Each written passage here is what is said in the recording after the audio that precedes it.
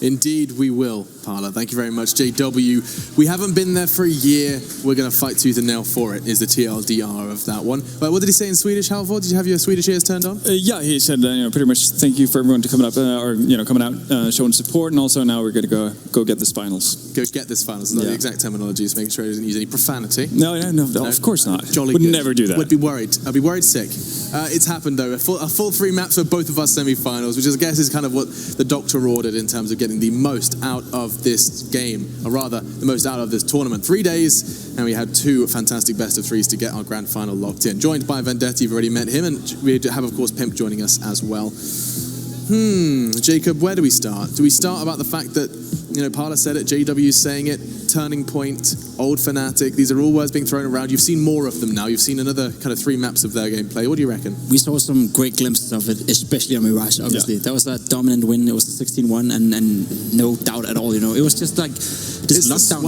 It was the swag, and there was so many plays from, like, Crims as well, had a huge series overall, and especially on Mirage. Like, Crims just locking down A side as he did in the past as well with Fnatic, Yeah. Some of those plays brings up memories from the Fnatic we know from 2015 and the Fnatic that won the majors. Still, I feel it's inconsistent. I think we saw it again on first map Inferno. Not a map Fnatic usually should lose against them all, I'd say. Sure. So kudos to both teams. They played well. Obviously, Fnatic is the better team this time around, and they are in the final right now.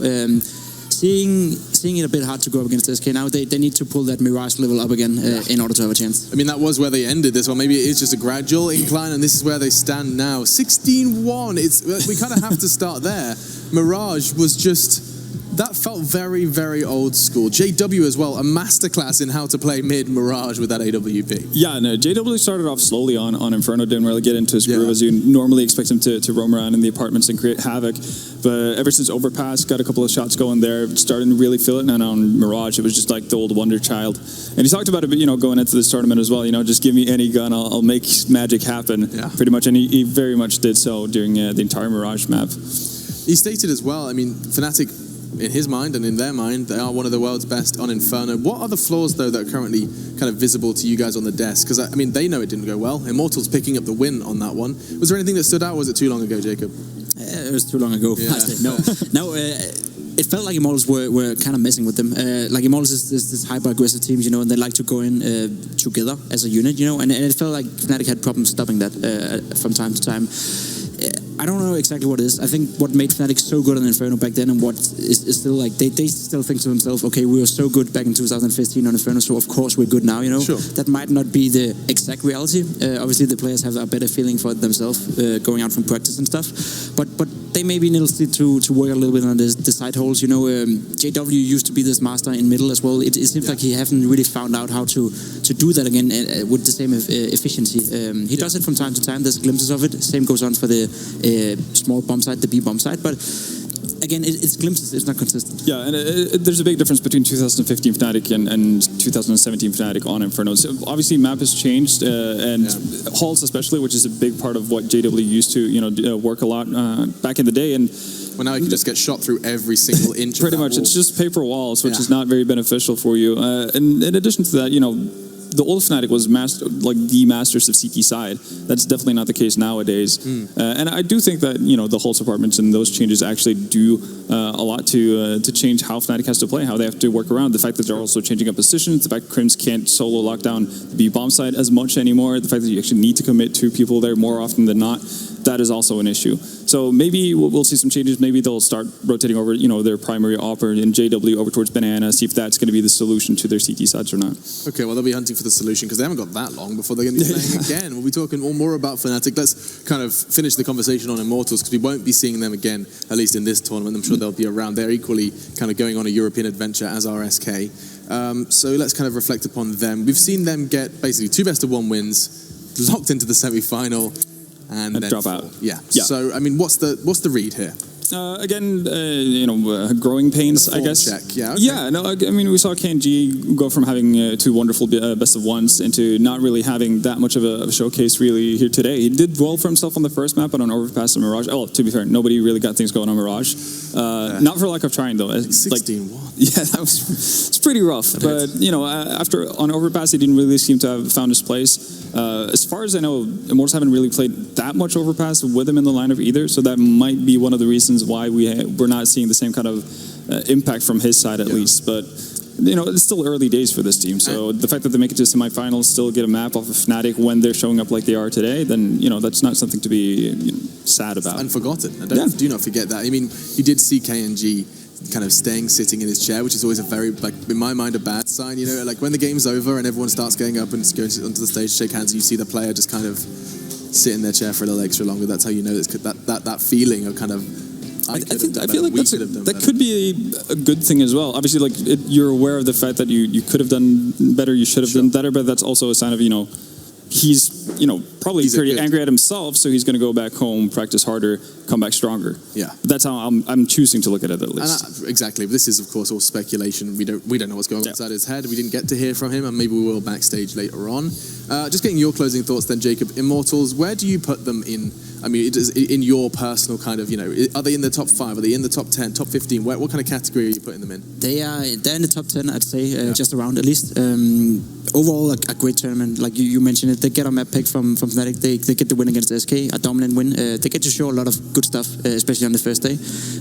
Losing to Fnatic isn't a shame, especially not on the home turf. And they still put up a great fight on Inferno. I know Opash, won one of them. I feel it's a great tournament for them overall. It's a great learning experience. It's still new with the KNG. They still have the major qualifier coming up as well. That's where they have to peak, so they're getting there. I feel there's a lot they can learn from this tournament, and it must be overall a nice feeling. I know it's always tough to lose, and I know the feeling myself. You're sitting out there and you hate it. You hate your life the first hour after a loss, right? But when you get back to the hotel, you get to chill down, and you actually get to think about it. This was a great learning experience. We have the major qualifier coming up, which is what means a lot. In the bigger scale, DreamHack, this tournament is not like a major tournament for them. So overall, great tournament for them. Overall, a great learning experience, and I'm sure they'll come back stronger for the major qualifier. A message that equally applies to CLG. Perfect summary, really. Exactly. As they do have, of course, major qualifiers are on the horizon for Immortals. However, they will not be in that grand final. Perfect stuff from the guys at the desk. We will leave it there, close that chapter, and open the final one. It's the beautiful, sparkling, glistening page known as Grand Finals. And it's a best of 3 between SK and Fnatic. Lauren said it in her cast, Titans of Counter-Strike Global Offensive clash in Jönköping after our break. And if you want to come and actually witness some of these Titans performing for yourself, there are events that enable you to do so. Couldn't make it to DreamHack Summer 2017? Why don't you come to the DreamHack Astro Open in Atlanta? That's worth checking out. You can see it's there 21st, 23rd of July. Come and hang out, do the dance, do whatever you want. Maybe Childish Gambino will be there. Great series. We could be hopeful. Yeah, definitely. It's really good. There you go. 21st, 23rd. If you're in the area, North American Counter-Strike, come hang out and watch some of the best teams do battle. For now, though, we will say our goodbyes, and you go ahead and get yourself a cup of tea, chill out, relax, put your feet up, because in 30 minutes' time-ish, players are on stage and we're kicking off that grand final. See you then.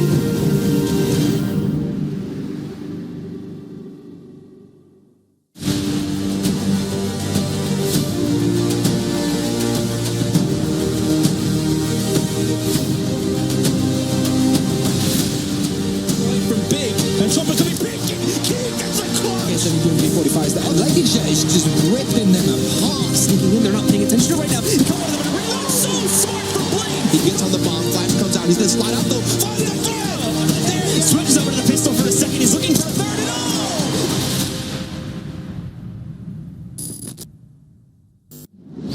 What up, guys? This is Jordan Nelson Gilbert. We work with the world's top pros to teach you how to take your game to the next level with constantly updated training content. When you're done watching and want a trainer warm up, Just a few clicks will put you in your preferred training mods like Deathmatch.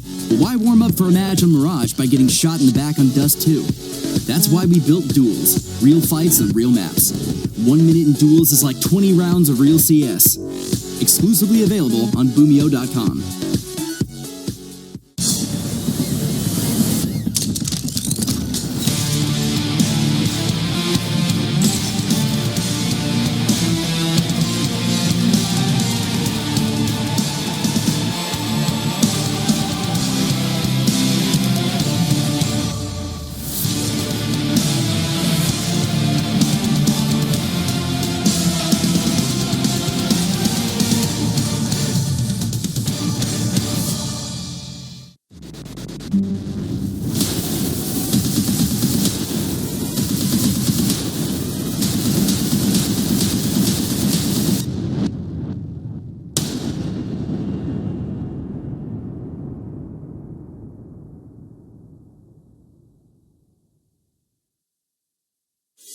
Athletes aren't just born. They're molded from the core. A core of strength. A core of laser focus. A core that can handle anything. A core that sweats the small stuff. A core that's the difference maker. Game changer, world shocker. You see, hard work makes the athlete.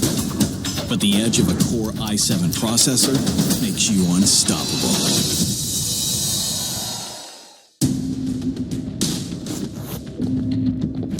Grab your gear and let's go.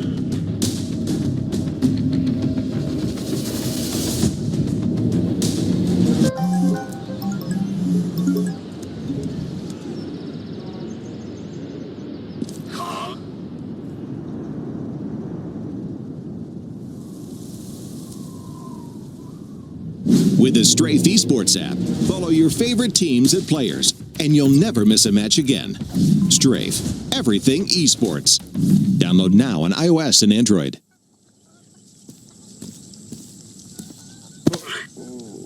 Oh, crap.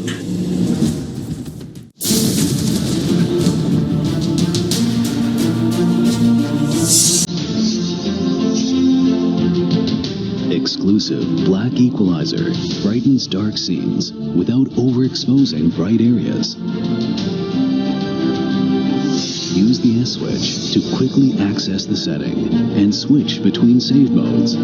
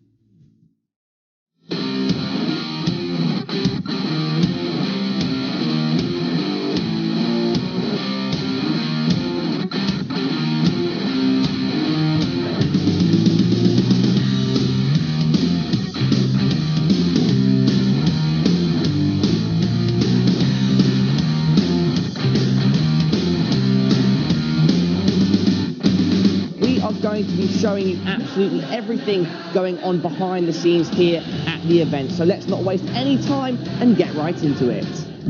We've got the green room back here. Now, talent are very territorial, so we've got to take it easy. We've got to inspect from a distance, all right? So guys, come with me, all right? Hey guys, what's up? Hello. What's up, guys? See what I was mentioning about territory? Alex right now, you can see he straight away had a negative reaction. He's eyeing me. Alex, great to see you. Guys, we've got to go. We've got to get out of here. We've got to leave. We've got to get out of here. It's getting dangerous. Admin team, led by Mahamud. How's it go? Oh!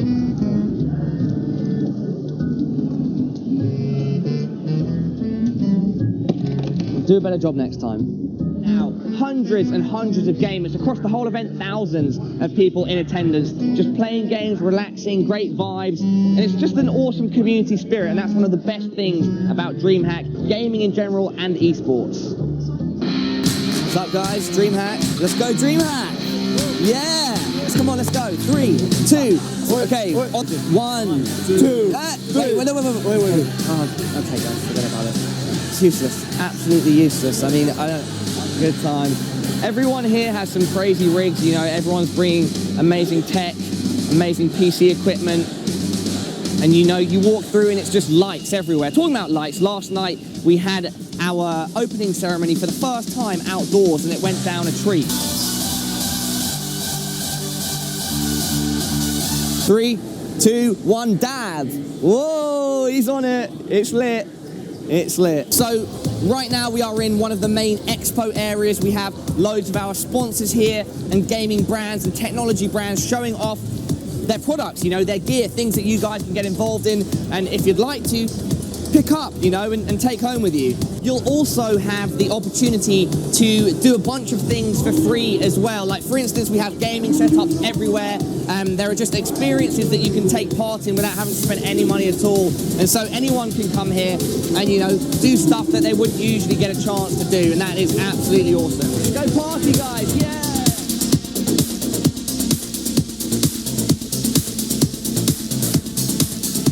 What is this contraption? This thing is absolutely crazy. Spins you around, shoots smoke in your face. So guys, you remember earlier I mentioned we had our opening ceremony outdoors on an outdoor stage. We also have a bunch of other things going on outside too. So if you come to DreamHack Summer this year, you don't only have to stay in the awesome indoors, you can also go outside and experience nature. Fresh air. Fresh air, I can feel it. This is what I'm talking about, guys. Huge open air stage, multiple activities. And there we go, guys. Easy as pie, or should I say pasta? You know, it's just a great vibe. Like, that's all I can say, really. It's always a pleasure to be here. Second stop after we get our food outside is, of course, to get something to quench our thirst. Sir, how's it going? That's right, that's a 500. I'm a high roller. Real note. Do you want to check it? I'm going to get a bit of straws. Whoa!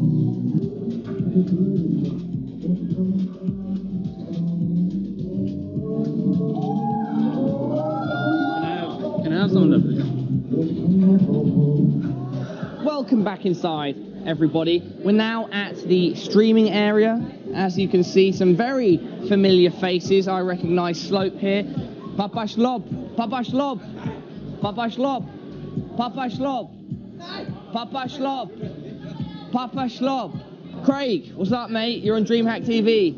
All right, everybody, here it is, the final stop before we call this video to a close. It is production. I have to do the secret knock.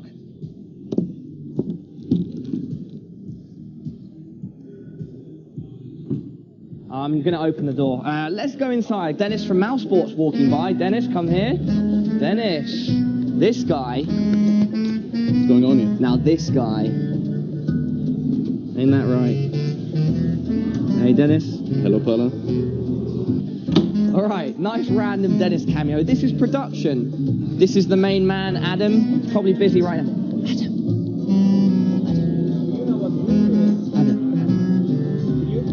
from me when you come back. Adam? Thank you. That's me. Oh. Adam, what's going on, buddy? Good to see you. Thank you. We've got the rest of the guys. This is Gunner. He named himself after the guns. Nice.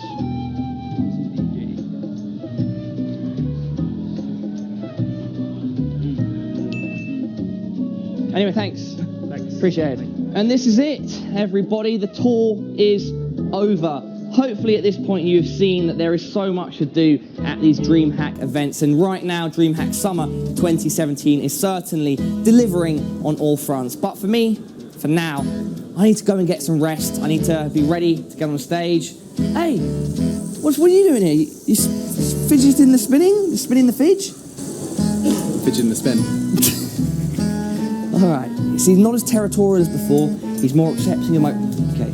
Okay. That is quite a poignant end to this video. Yeah. All right, guys, for real this time, that is the end of this video. Thank you very much for tuning in. Hopefully, at this point, you've seen so many reasons to come down and attend one of these DreamHack events in person. Guys, it's been a pleasure. I will see you next time.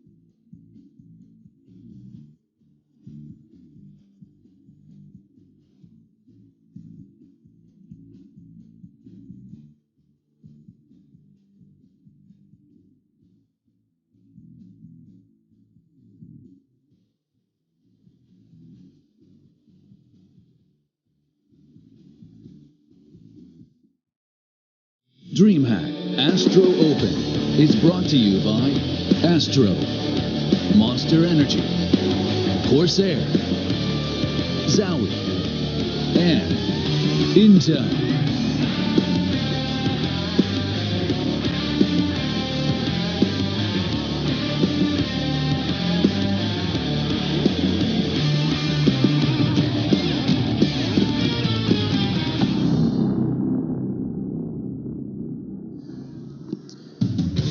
There are some teams in Counter-Strike that cement themselves in the history books. Two of these teams now take to the stage in Jönköping for DreamHack Summer 2017 Grand Finals. It is the DreamHack Astro Open 100,000 trophy and a big boost they may need for the next month and a half of Counter-Strike action. It is non-stop from here. SK aren't leaving Europe, Fnatic are on home soil, and it's a best of three with so much to talk about.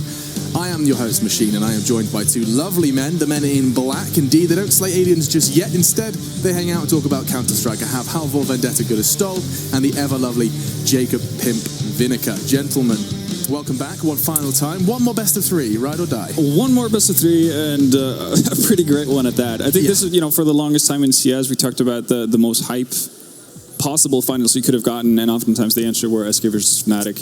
When Fnatic were in their heyday, SK were slowly climbing back into it, or approaching the throne, really. Absolutely. And we didn't quite get to see that. Obviously, injuries happened, so on and so on. But now we're seeing two teams that seemingly to be in pretty good shape.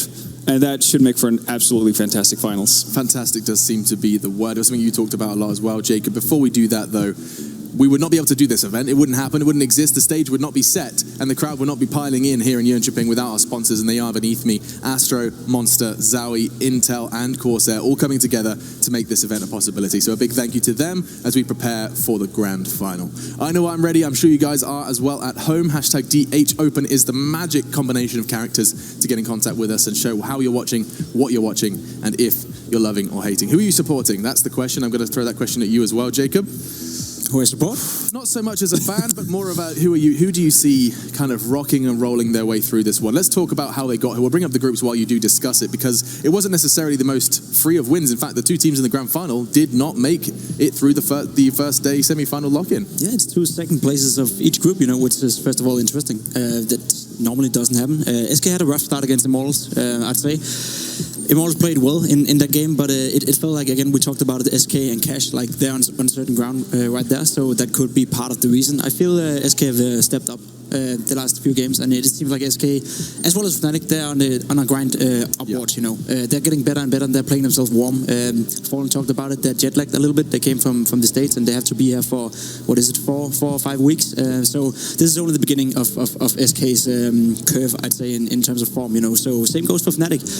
Both have the major and the major qualifier to play for. Oh, yeah. And again for Fnatic, like it wasn't without a good fight they got to the final. The CLG game in the group stage was insane. 31-29. That was a nail biter for sure. And good for Fnatic, that they went through it. Good for Fnatic that they overcome that loss, because that's a big loss. NA teams are not meant to be the likes of Fnatic as it is right now. Yeah, and I mean, of course, condolences, and also a lot of lessons were learned for the guys in the semi-final that fell. Immortals and CLG did not quite make it. North and South America did fall, but we do still get to see SK in that final alongside Fnatic. Halvor, I didn't know this myself. I actually caught this from Yanko on his Twitter. I didn't know that not a single best of three win, SK versus Fnatic. How has this eluded them for so long? Well, SK have never beaten them in a best of three. But that's the thing, we have to think about when SK, or Luminosity, if that was their name back in the day, what kind of place in the CS world they were in at the time. When they got to DreamHack in 2015, they weren't a world beater, they weren't a top contender, they were starting their rise. So they got Taco and FNX into that team, they slowly built their way upwards, and they did run into Fnatic quite a few times in a couple of semifinals and a couple of grand finals. The last big one was I Am Katowice in 2016, where Fnatic ended up winning 2-1.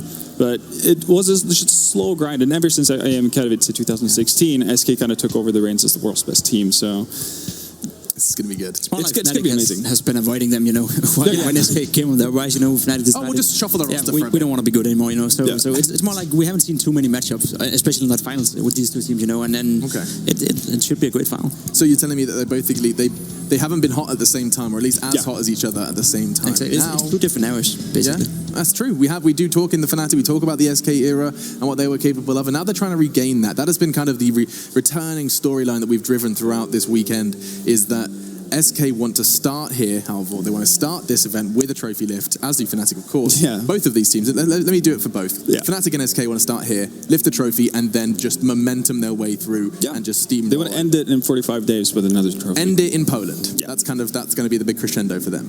Definitely is, and it's going to be really exciting to see who kind of gets the first jab at each other, because it should be a pretty close game. I think map-wise, this makes for pretty good finals, even though Fnatic might necessarily has, or normally Fnatic wouldn't have as map of a white bull, but we've seen SK struggle on multiple maps, even the maps that they feel super confident in. Yeah. So, it should make for an absolutely spectacular bout. Now, I do remember being told that Parla wanted to hang out with us as well. I don't know whether we have the capability to bring him in, if he's indeed ready, but we'll just go ahead and see. Is Parla hanging out? Is he around the stage area? Trying to summon him? I am, indeed. Alex, can you see me? I can see you, I can feel you. Oh, I feel you. We're about 2 meters away from each other on either side of this. No doubt, and I'm meters away from a pretty tense crowd. There is an excited... they've already flooded in. There are only a few empty seats in this crowd. I'm sure those will be filled very, very shortly. Yeah, the energy is high. High. Have you caught a glimpse of any of our grand finalists yet? I can see them directly ahead of me, just down at the end of the middle aisle, and I can also see, there were some other gamers who've been competing here, ready to support both of those teams, and so fantastic. Yeah, everyone is here and ready to go, Alex. That's good to hear, as well as you, Parla. I mean, are you feeling those? Whoa, no, you're not. No. Never mind. It's not okay. feeling it. Thanks very much, Parla. We'll leave it there. The players are getting themselves ready for that. It's always like, I imagine you just feel like a badass doing player walk-ins. It's just, I've never experienced it, never will. But that's you say that, but there might be so much in the future, right? Fingers crossed. Yeah. One of these days. I have been on the grind. Do you have like your walk-in prepared? I'm thinking about it. I mean, are you gonna do like Kerrigan shadowboxing? I think I'd probably go for like a kind of fidget spinner, cartwheel. Yeah, okay. Damn you! I mean, that's all they've been doing the entire weekend. Yeah, I actually have it right here. Yeah, exactly. DreamHack gave it to us. It's their fault. They threw fidget spinners into the green room and watched us distract ourselves with the Counter-Strike. But Counter-Strike is what we want to be talking about. I don't want to waste any time here. One thing I want to bring up now is the question of confidence, and it's something that SK have talked about in interviews. Fnatic even more so. I think that's more where this conversation is leaning towards. But Jacob, confidence is key. Yes, cliches aside. How much confidence do you think lifting a trophy here would give towards something like Fnatic, who haven't lifted a trophy in over a year? Yeah, there's no doubt, and that's also a factor playing into this matchup, that it feels to me that it means more for Fnatic than it actually does for SK right now. You know, Fnatic keeps saying we haven't won in years. You know, we want to lift the trophy. This is home soil. Obviously, there's more on the line for Fnatic than there is for SK, and that puts on a little bit of extra pressure on the Fnatic guys. Whatever that's a good or bad thing, we'll see. Whereas as for SK, obviously it will be a great start for the whole trip in Europe, but SK is a championship winning team. They're a major winning team, and they have been in the recent past, whereas Fnatic have a few years ago, you know. So SK know by themselves that even if they go out here and don't win the final, their main goal is still the major, and they're still going to prepare for that, and they're still going to be ready for that. Yeah. Whereas Fnatic, it feels like they like, I wouldn't say need this in order to get ready for the major, but it will be a huge step for them, because it can show them and the world that we're actually ready to take the fight for the major, and we can actually maybe start making not only out of the group stage, which should be the goal as it is right now, but actually going into a semi-final, going into a final at a major, and actually hope to win it. Well, while we talk about how they're feeling and what this means to them, what better way than actually asking the players themselves? We have got an opportunity, it's very brief, to quickly check in what the players had to say to our camera crew a little earlier ahead of this grand final.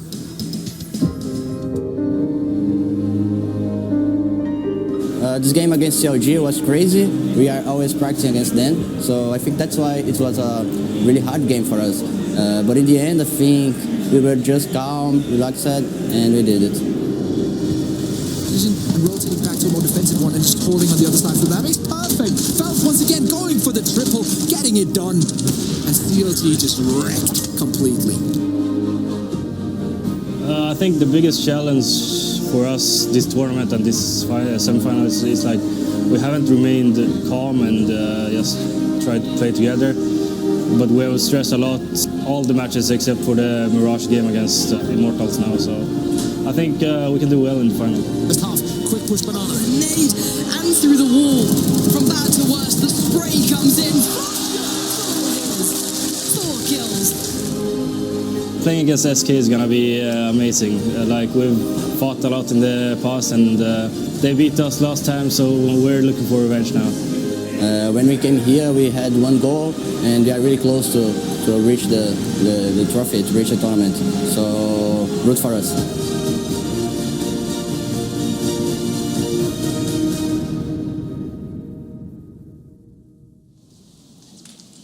Ladies and gentlemen of Jönköping and everybody watching online, are you ready?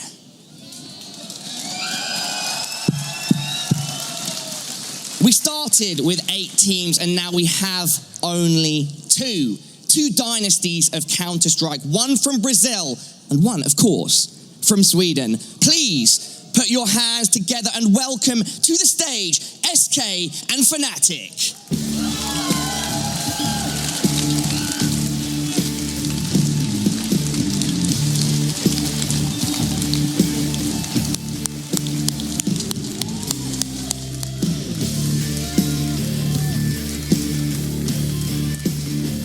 Good luck, guys. Good luck, good luck. Please enter your booths. But you to Fallen and Olofmeister, let me have a quick word. Fallen, we have heard on good account that you guys have never beaten Fnatic in a best of 3. Does that mean anything to you?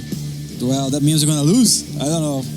I'm kidding. It's very tough to play Fnatic in the past. Lately, have been proving they have been getting close to their world shape. And it's always a pleasure to play them. They're super good. So I'm going to break this curse today, hopefully. Olaf, do you think the Brazilians will lift the curse? I hope not. I hope not. All right. Fallen, Olaf, any final words to the crowd? Anybody watching online before we get this show underway? Guys, I'm going to understand if you guys don't cheer for us because they're Sweden. All right? No worries, no worries. I mean, I just want to give you guys a good match. We're going to try to play our best as we always do, and I'm expecting a very close match. They're super good, and we're going to fight to the end.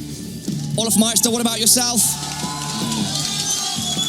I just want to say that it's been an honor to play in front of this crowd, and I hope to do you guys proud. Thank you. There we go. Please shake each other's hands and head to your booths. That will be it from me for now. This crowd is ready. The players are as well. Alex, back to you. Thank you, Parla. An incredible amount of respect between the two, and I do just love seeing players in front of those home crowds. It may not necessarily always show, but even just backstage, even just like being able to speak their own language to them. We saw it when you in Sao Paulo. We see it here as well. There is just that extra something on the line, and we've already highlighted how much outside of that is on the line for Fnatic. So this is a big one for them, a really big best of 3, and it's always exciting to talk about these names. We don't always get to talk about these names at this stage of the competition, so yeah, blow the dust off our discussions and we'll jump back in. Yeah, no, I mean, to talk about these names, it would be a very fitting place for Fnatic to kind of make a re-entrance or re-emergence into the top level scenes. Yeah, simply because this is kind of where it started. If you think about where, if you go back to 2015 in DreamHack winner, this is where they started off the tournament giving a pounding to that Luminosity squad, 16-0. What was the score again? Remind me. This is big 0. That's right. And a nice little 16 for the Swedes. So it would be kind of, coming full circle in that way if this is the start of Fnatic's reclaim to the throne. And that was right after the SK made the roster changes. Yeah, pretty much like the day after. Right, yeah, like they've just made the roster changes that are like, guys, I promise. It's going to work out. I'm smart, right? Okay, this is the roster change that makes us world champions. And then it's like 16-0. I was like, yeah. I'm sure. They got like pretty close as well, though, didn't they? They pretty much... That grand final. Yeah, they got to the grand finals versus Fnatic, of course, and lost in the best of 3. Yeah, so a rematch. These guys are no strangers to one another, and I think, for us, I think it's worth discussing where these two teams do deviate. Both incredibly good at the game. What's kind of different between SK and Fnatic in terms of where that success is sourced from, Jacob? I feel SK at the moment have more playmakers than Fnatic have. Playmakers in the sense that the players of SK has been in better shape than the players from Fnatic. Because when you look at the Fnatic lineup from 2015, you'd say that was the team with the most playmakers. And it kind of it's a rough statement to make because when you look at the lineup, you have JW, you have Olofmeister, you have even Dennis, he's a big playmaker. Those are some of the biggest playmakers in the world, but they just haven't been in shape and then just haven't been synchronized together, at least not yet. Whereas it feels like SK's playmakers in terms of Phelps, in terms of Fur, and Fallen for that matter, backed up by Cold Zero, the best player in the world, it seems like they're more synced together. And there's I'd say like a more streamlined plan with the way SK plays, you know. Whereas for Fnatic, it feels like they're trying to figure out how it's going to work for them, and they're getting there slowly, sure, but they're just not there yet. Yeah. It is so cool, and I love that we found ourselves in this situation a couple of times. But when we sit there and try and list the best player or the player to watch, and you find ourselves, and this is not a fault of yours, we start listing 4, if not 5 members of every team. You know, it's just that it's got to the point now where there is something to be said for everyone. For everyone, and I mean, if we look on the other side of things, you've talked about SK. For Fnatic, it's kind of we're once again returning. It was a while ago we didn't do this, but now we're talking more about Olofmeister than we perhaps used to. Yeah, no, he had obviously after or right before Columbus, his arm started to not basically be in top shape, and so his performance dipped as well. And ever since then, he hasn't really been the same kind of player that we've grown to love over the course of the years. And now it's seemingly finding slowly back to that kind of a level. Yeah. We saw it versus GLG, had an absolutely amazing performance in that best of 1, followed it up with a great game against Gambit as well. And that obviously, like when you see those glimpses again, you start to believe. That's really why you get back into talking about him, because you know his top level is absolute insanity. It's like, I think Jake Gibb mentioned it earlier this week, and like his top level, probably not seen anyone being like quite there. Insurpassable. Yeah, it's just that insane. It really was. And actually, he posted a personal kind of post. He posted. Did you read it recently? Players Tribune. Yeah, it was fantastic to read. Oh yeah. Like just I think the thing that stood out most to me, as I kind of tried to inhale it all, was the fact that it was the hardest thing for him was watching his team play without him, and like he's sitting there desperate to play Counter-Strike, knowing that for the long run, for the long term, and being an adult about it, he had to just sit back and watch as the variety of players went through it in his place. And I mean, the biggest shoes to fill, really, for any Swedish player. Yeah, no, that's not an easy task. It was tough. It really was. But he's back to a degree of form that we said we haven't seen in a while. It seems to be pressure was the key word, right? He thrives under it. Every overtime, Olof seems to turn up 3K back to back in the Inferno game. I was tempted to say when you mentioned, when you wouldn't really be able to tell how Fnatic are going to deal with, the amount of pressure they have on them compared to SK, and I was immediately thinking like Olofmeister, he's going to love that. Yeah, he's going to be ready for these finals, and not only that, but I think it's another bit of a reemergence from someone who hasn't really been as much in the spotlight as in the 2015 edition of Fnatic. It's JW, and we saw that in full force during the semifinals. Absolutely, and actually, while we're talking about kind of players that are perhaps under-discussed, I'm going to turn it on its head and talk about Mr. Coldzera. So commonly discussed, and there's a reason for it. I just want to make sure that people understand why we talk about Mr. Marcelo David. There is a great reason why, and I mean, when you look at his statistics, of course, when you look at that stat sheet, there is nothing like it. There is no other player, Jacob, that has this unbelievably green record. I mean, that's where it's sourced from, just consistency? It's just insane, basically. And it's not only like if you take away the stats, which are insane and which probably are the best in the world, look at the rounds he wins. We've even seen this tournament, the 1-4 Mirage against, who was it even? Mousesports. Mousesports, exactly. That's a 1-4 clutch I, as a player myself, can dream of to make on a stage like that, That's something that might happen for a player once or twice in a career, where it seems like he just produces those sick rounds every single tournament, there was a great example on Couple today in the semifinal as well as against CLG, where he just outplays his opponent. It was a 1-3, I believe. That's right. We sit in the green room and we think, Coldzera, he got this. We know he got it. You can just sense it when he's on form and when he feels the game on a completely different level, and it just shines through his plays. And that's what makes him so important for SK. It's not only the fact that he's consistent, he puts up great numbers all the time. He turns around games. We've seen SK a bit lackluster throughout some of the maps, and plays from Fer, plays from Coldzera, that's what turns around the game for SK, and you have him, you have a playmaker in potentially like the best in the world. Absolutely. And look, I mean, let's look at that roster, Halvor. Just a quick introduction of those names. Number 1 is Mr. Phelps. Yeah, the young gun, new addition to the team.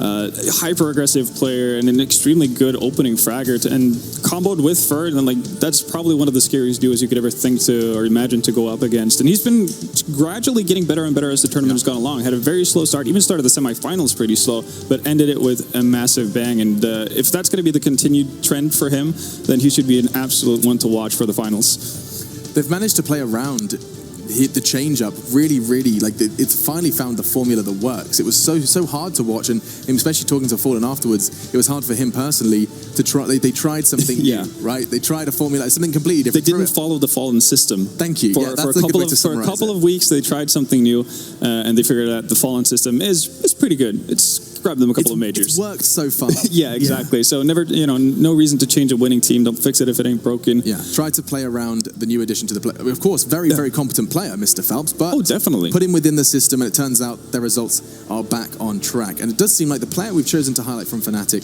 is JW. Mirage, probably the map that will be fresh in our memories. A 16-1 end versus Immortals. Was that just, well, sure, Immortals having a bad time, but that was a quick reminder of what they're capable of. That's when Fnatic are at their best, you know. That was a vintage Fnatic game from 2015, especially Mirage. It used to be one of the best maps, and it used to be one of the maps where if you go and you start T-side on Mirage against Fnatic, who are rolling a CT, you don't really know what to do. And I don't know if Mirage is going to be part of the map pool. We're trying to figure that out, But like, just imagine starting on Terrace line for SK after getting beasted by CLG, you know, going up against Fnatic, who just show how great their CT side is, you know. That's a bold statement to make. Cobble being removed again from Fnatic, first ban throughout this tournament. I'm assuming Nuke is going to be the choice for SK as well. Now the choice, like the map choice for Fnatic should be pretty interesting. They have said themselves that they think they are the best team in the world on Inferno. If that remains true, they should pick it. And they're sticking true to what they've been saying. True to their word as tacos, which is playing with the camera. Which is quite interesting, despite having that Mirage game, you know, because that gives confidence. They've seen SK play Mirage against DLG. That could also be why we're seeing Overpass instead. It's one of the lesser maps, less played maps for on Fnatic's end, and obviously we know that SK are an absolute world-class team on that on this map as well. So I think that this is more SK knowing, not necessarily playing to only their strengths, but also knowing what kind of weaknesses. Mirage, it's like pick your poison at this point. Yeah, and obviously with SK having the last pick, they had a pretty good showing on Train versus CLG. I'm just saying, so I wouldn't be too surprised if that's going to be our third. I mean, they did just see Fnatic do unspeakable things to their brothers from Brazil. Oh, they're actually up to... That's a confidence pick right there. That's SK saying, whatever, you know, we're going to beat you on one of your better maps, you know. That's ballsy. That's very ballsy, especially considering the fact that they stomped the living hell out of CLG on Train, and CLG brought it. They definitely brought Fnatic to the limit in that upper bracket match. So, yeah, no, this is definitely SK just not giving them any respect and saying that, we can take you down where you shine the most. I mean, admittedly, they did just have a game off, hanging out, watching that particular performance of Mirage. True. They're probably shouting and screaming at the screen, saying, no, Immortals, do this, do that. Maybe they can do it put it to practice themselves. I'm going to be very, very curious to see how you deal with a JW like that. If there is an answer. Getting wrecked is the best I can Don't say. die through smokes. Come on, guys. Yeah, that's one thing, you know, and they couldn't deal with Ricky from CLG when they play Mirage, you know, so dealing with JW in a form like that, that's going to be rough. So, what's happening Home crowd here? favoritism?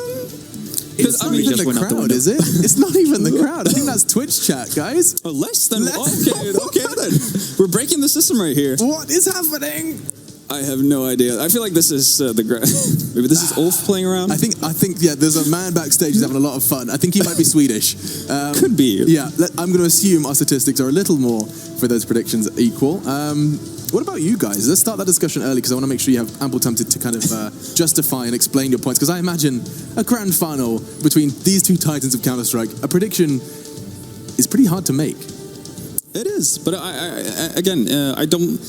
I don't expect Fnatic to win, but I do like their chances, if that makes sense. Let me elaborate. No, exactly. I like their chances simply because I think Inferno is a pretty good pick for them. Even though we saw SK, managed to win their Inferno game versus Mousesports, that was definitely not a match I saw SK winning. That was more Mousesports losing it more than anything else, and I think that's a good sign for Fnatic as well. We've definitely talked about how SK do look shaky on various maps. They haven't locked in their map pool completely, so I think that's a great way for them to actually get to a third map, and we did see that they are capable to make the stars align when needed. So at the point where you get to Mirage, it's more of a toss-up than anything, but still you kind of have to favor the team that's been more consistent over time, and that's SK for me. SK Gaming from Vendetta.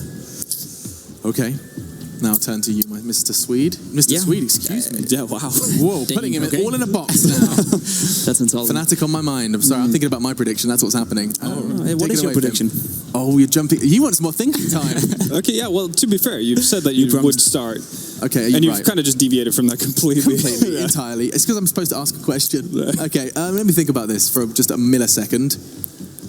I had my answer ready to go here, Alex. You did. That's because you're a professional and I'm just some random guy they pulled off the street. Okay, so my explanation is going to be simply that I love that Fnatic ended their semi-final with a performance like that. I love that there's this much on the line. Like, there could not be more on the line for Fnatic. They have more to fight for. Right, this is it, you know. Not only is it revenge, because of course they have already done this. We can replicate what we did previously versus SK after that previous performance in DreamHack. And on top of that, the month ahead, they want to cut SK down, hamstring them before they start this run. I'm going for Fnatic. There we go. How about you, Pimp? I don't know, to be honest. It's going to be very close for sure. Inferno, nah, not really. Inferno's going to be close. Inferno's going to be very close. I think it's a ball to pick from Fnatic as well, because Fnatic didn't look that good on Inferno, I'd say, throughout this tournament. They won against was it Csgo, I think, but lost against Immortals, you know. And Immortals is a great Inferno team, but not that great. And SK said it themselves, you know, we can play Inferno, but we're not that confident on it yet. We're still learning. So that's going to be the toss-up for me. It could go both ways. Overpass, I see a clear favorite in SK. It's one of their go-to maps. Has been one of their best maps in ages. You know, them, Na'Vi, and Astralis have always been the 3 Overpass teams in the world, and I don't see that changing. Not even against Fnatic, who did play well against Immortals on Overpass. I think it's going to be SK, and I think actually it's going to be a 2-0. Inferno is going to be close, and even if it's not going to be 2-0, it's going to be 2-1 for SK. I see the better team win this one.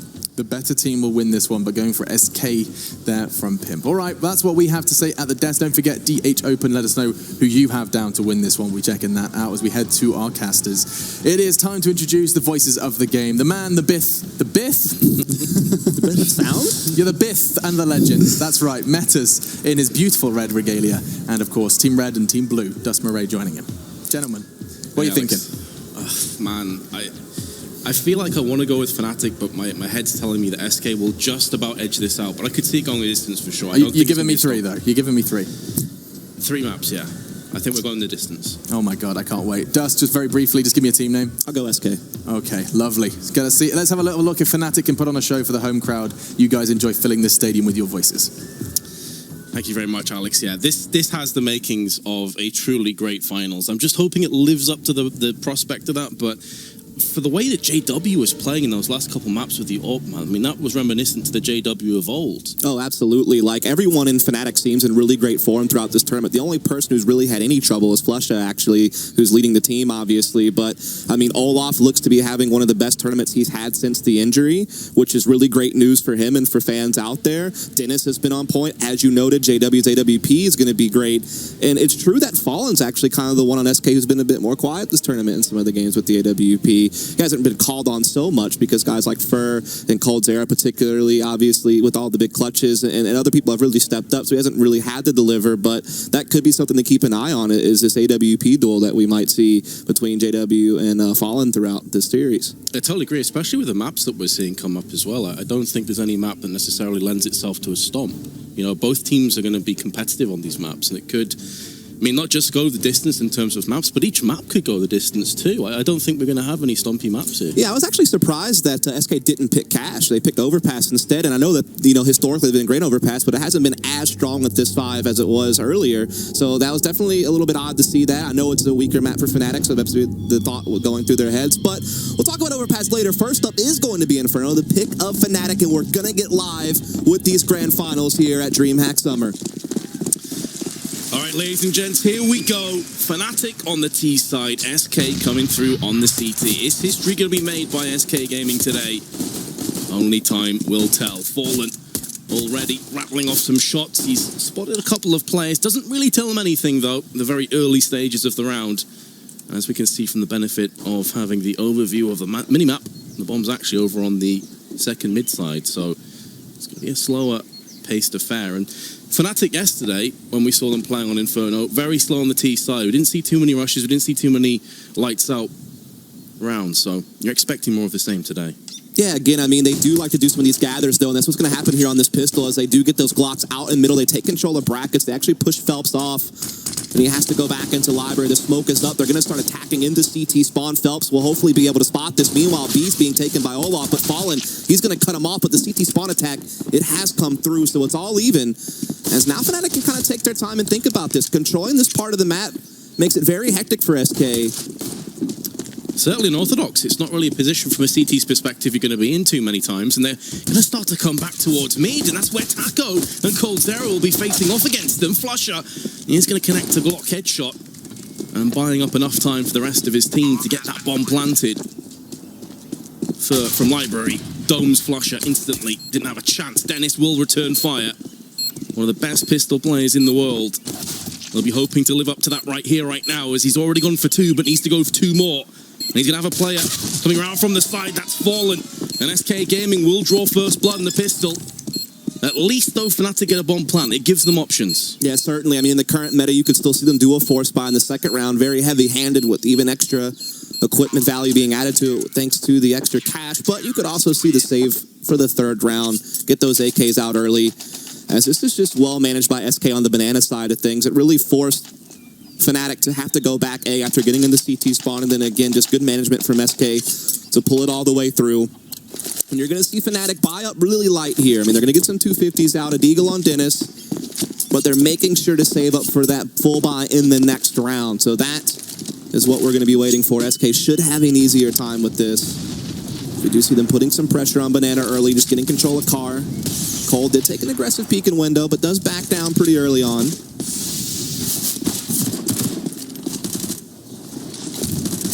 With SK on full SMGs, the farming is certainly going to be on the cards. However, Olofmeister on the P250 decides that he's going to go ahead and alleviate Fur's head from his shoulders.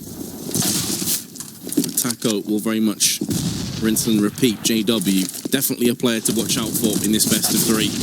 Has bit the dust. Olof going to come through for a second. They get isolated courtesy of an incendiary. That will leave Crims all by his lonesome for a few seconds before he's put in his place. And it has been a bit of a sketchy round, but this is where you expect the UMPs to start to triumph, and indeed that seems to be the case. Olof only with 12. Has been the assassin for Fnatic this round with both of their kills. And does have a little bit of time to burn here, Dust, so maybe he can get another kill out of this, but I mean, this round surely going the way of SK. Oh yeah, where the bomb is down at, there's really not much he can do. The only thing he can really hope for is to try to sneak in on someone, catch someone off guard, maybe pull down another gun, try to force a little bit of rebuying out of SK, not let them to bank up that cash as much.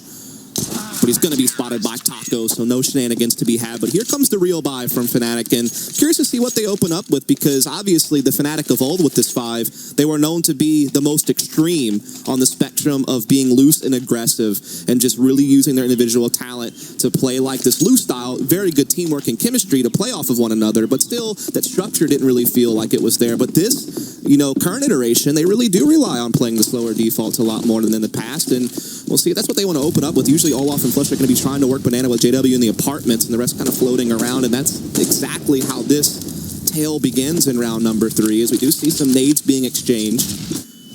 But Fur, he's going to go aggressive. Decides to try and use the UMP at close range. Going to be swelling up through the smoke, not far off landing a frag. Flushes down to 68. The only Galil in play. He did go for more nades as a result of that, though. Had a molly at the start of the round.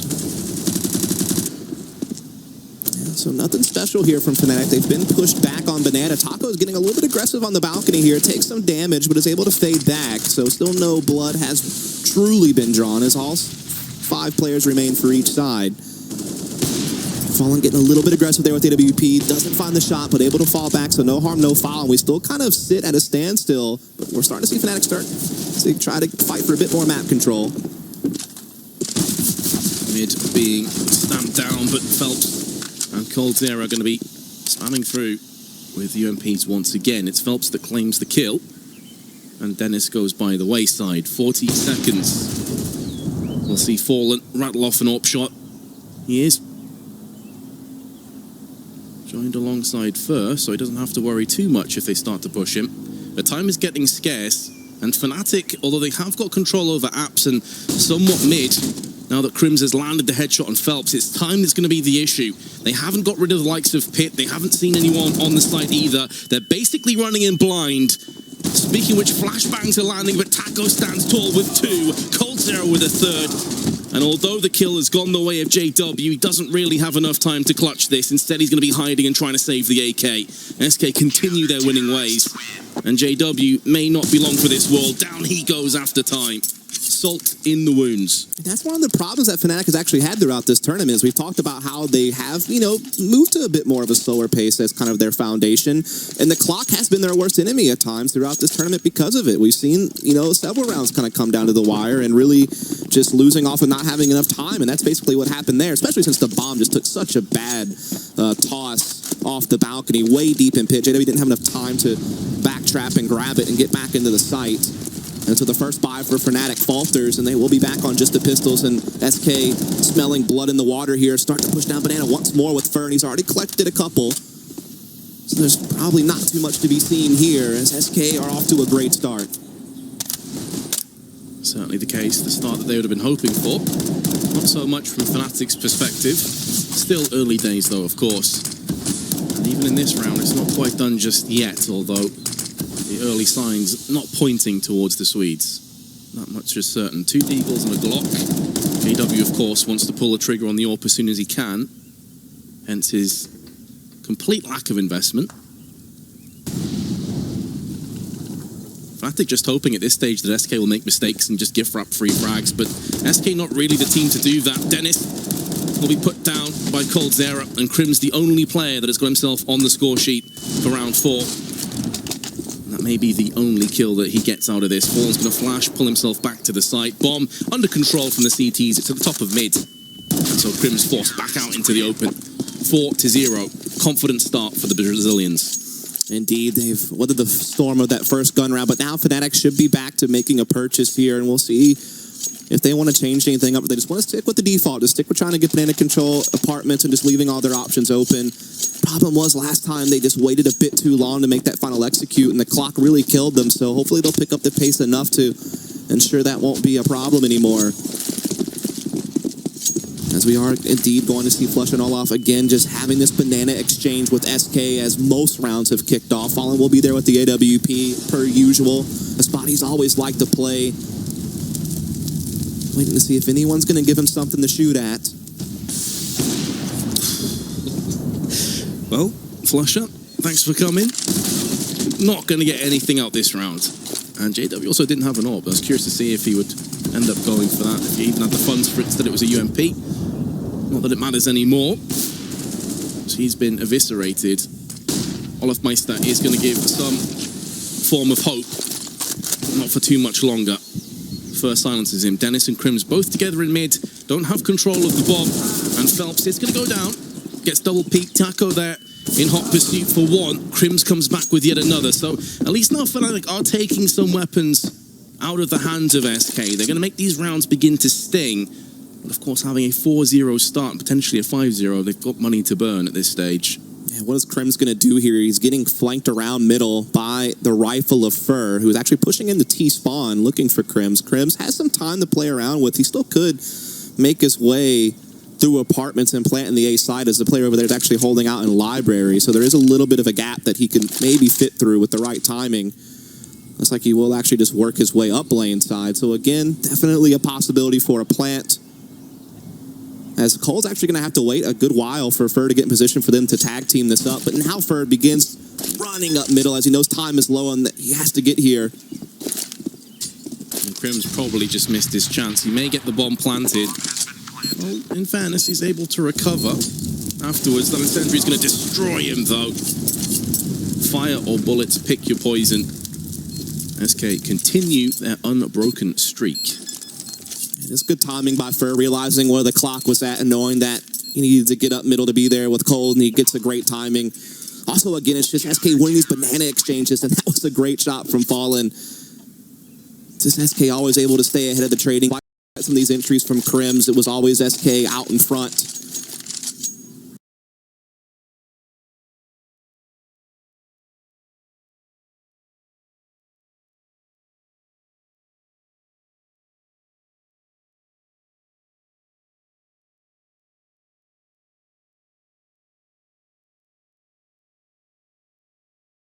Haven't really been able to get an op-out either on T-side yet, which is something they really do like to do on either Olaf or JW. Particularly Olaf, actually, since JW likes to play apartments. But we're going to see aggression again.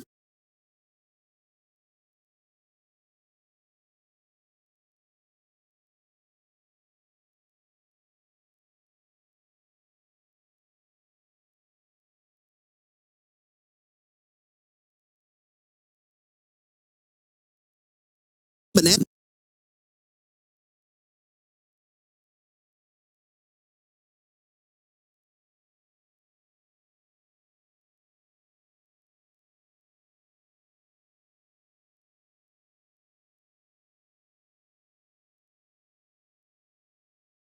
China, but this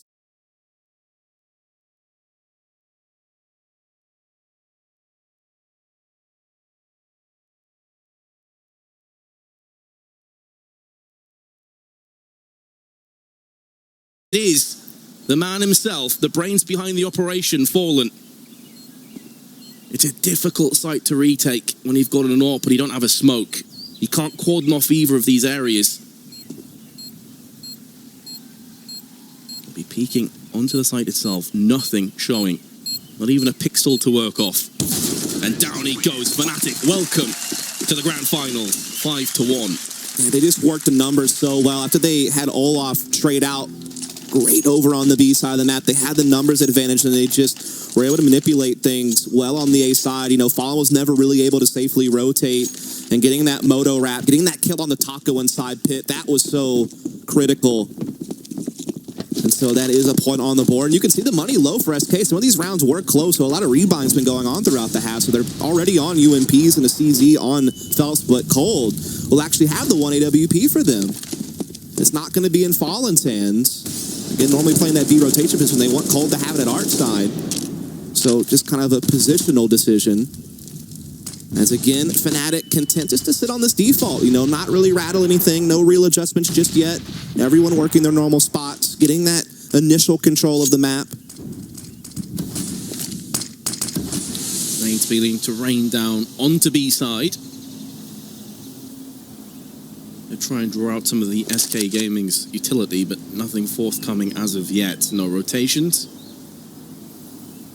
Keeping SK on their tiptoes, on the edge of their seat. Taco on balcony has just spotted a player. Time and time again, you will see JW play in these kind of positions. He loves to go and be apps.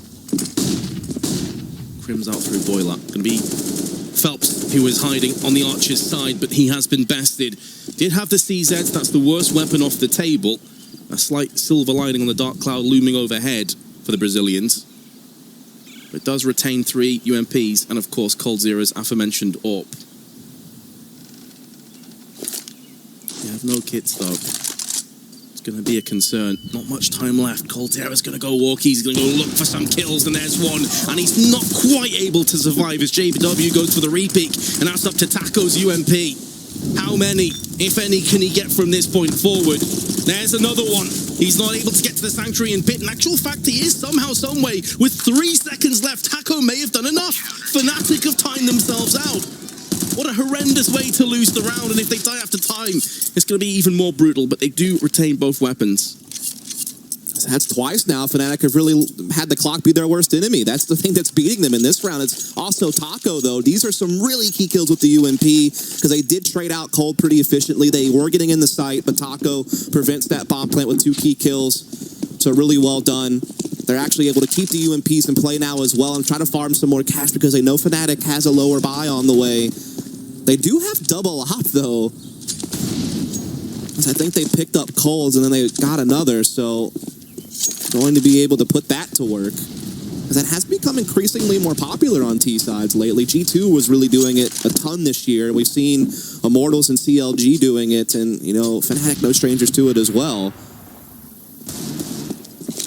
Again, giving you that new look Fnatic, just taking it really patiently, and hopefully not too patient though. Don't want the clock to burn them again. We see Cold boosted. We haven't seen this used a whole lot this tournament actually, so this may catch Fnatic off guard. That is a fair point, but the fact that the left side of the smoke has been placed down will allow them to go for the peak. Crims was looking up there, but coldzera was just simply too fast. Not the first time that we've said that about his aim. Incredibly on point. JW tries his hand with a CZ outside of apps, but nothing's really going to stick. And this is where the couple smokes have to be put down perfectly. If Fnatic want any hope of even getting kills from this scenario, to win the round seems like a distant dream at this stage. Taco with his M4 opening up in pit. Phelps is low, but still alive, and Fallen has gone down. The double ops starting to come to fruition. Not the greatest weapon to take sites with, but they're somehow making this one work. And now with low time again, they're looking to force their way on B. And this is all down to Fur, who goes for the peek and off, lands the shot. There's going to be just about enough time for the bomb plant. Have Fnatic really just pulled this off? Taco and Coldzera, they just want to save. We've already discussed how the economy for SK is terrible right now. And they are going to save us. Somehow Fnatic have just pulled that round out of nowhere. Yeah, SK just got a hard reset right here. Look at their money. This is the only 2 guns they're going to have in the next round unless Fnatic goes hunting and finds them. And Fnatic just does such a great job of putting that pressure on the A bombs, like holding people in place, slipping one player in the CT spawn, and then being able to fall back off middle without SK really being able to get that information. In fact, the one player who did push for it, I think, was actually Phelps, who actually got caught by the CZ of a Fnatic player out in mid, so then he couldn't get the flank off. And Fnatic just, really able to pinch that B bomb site. So really good maneuvering for them to put a second round on the board. They'll maintain the AWP setup. And again, they have SK's economy in shambles. So this is where they can start gaining some ground back.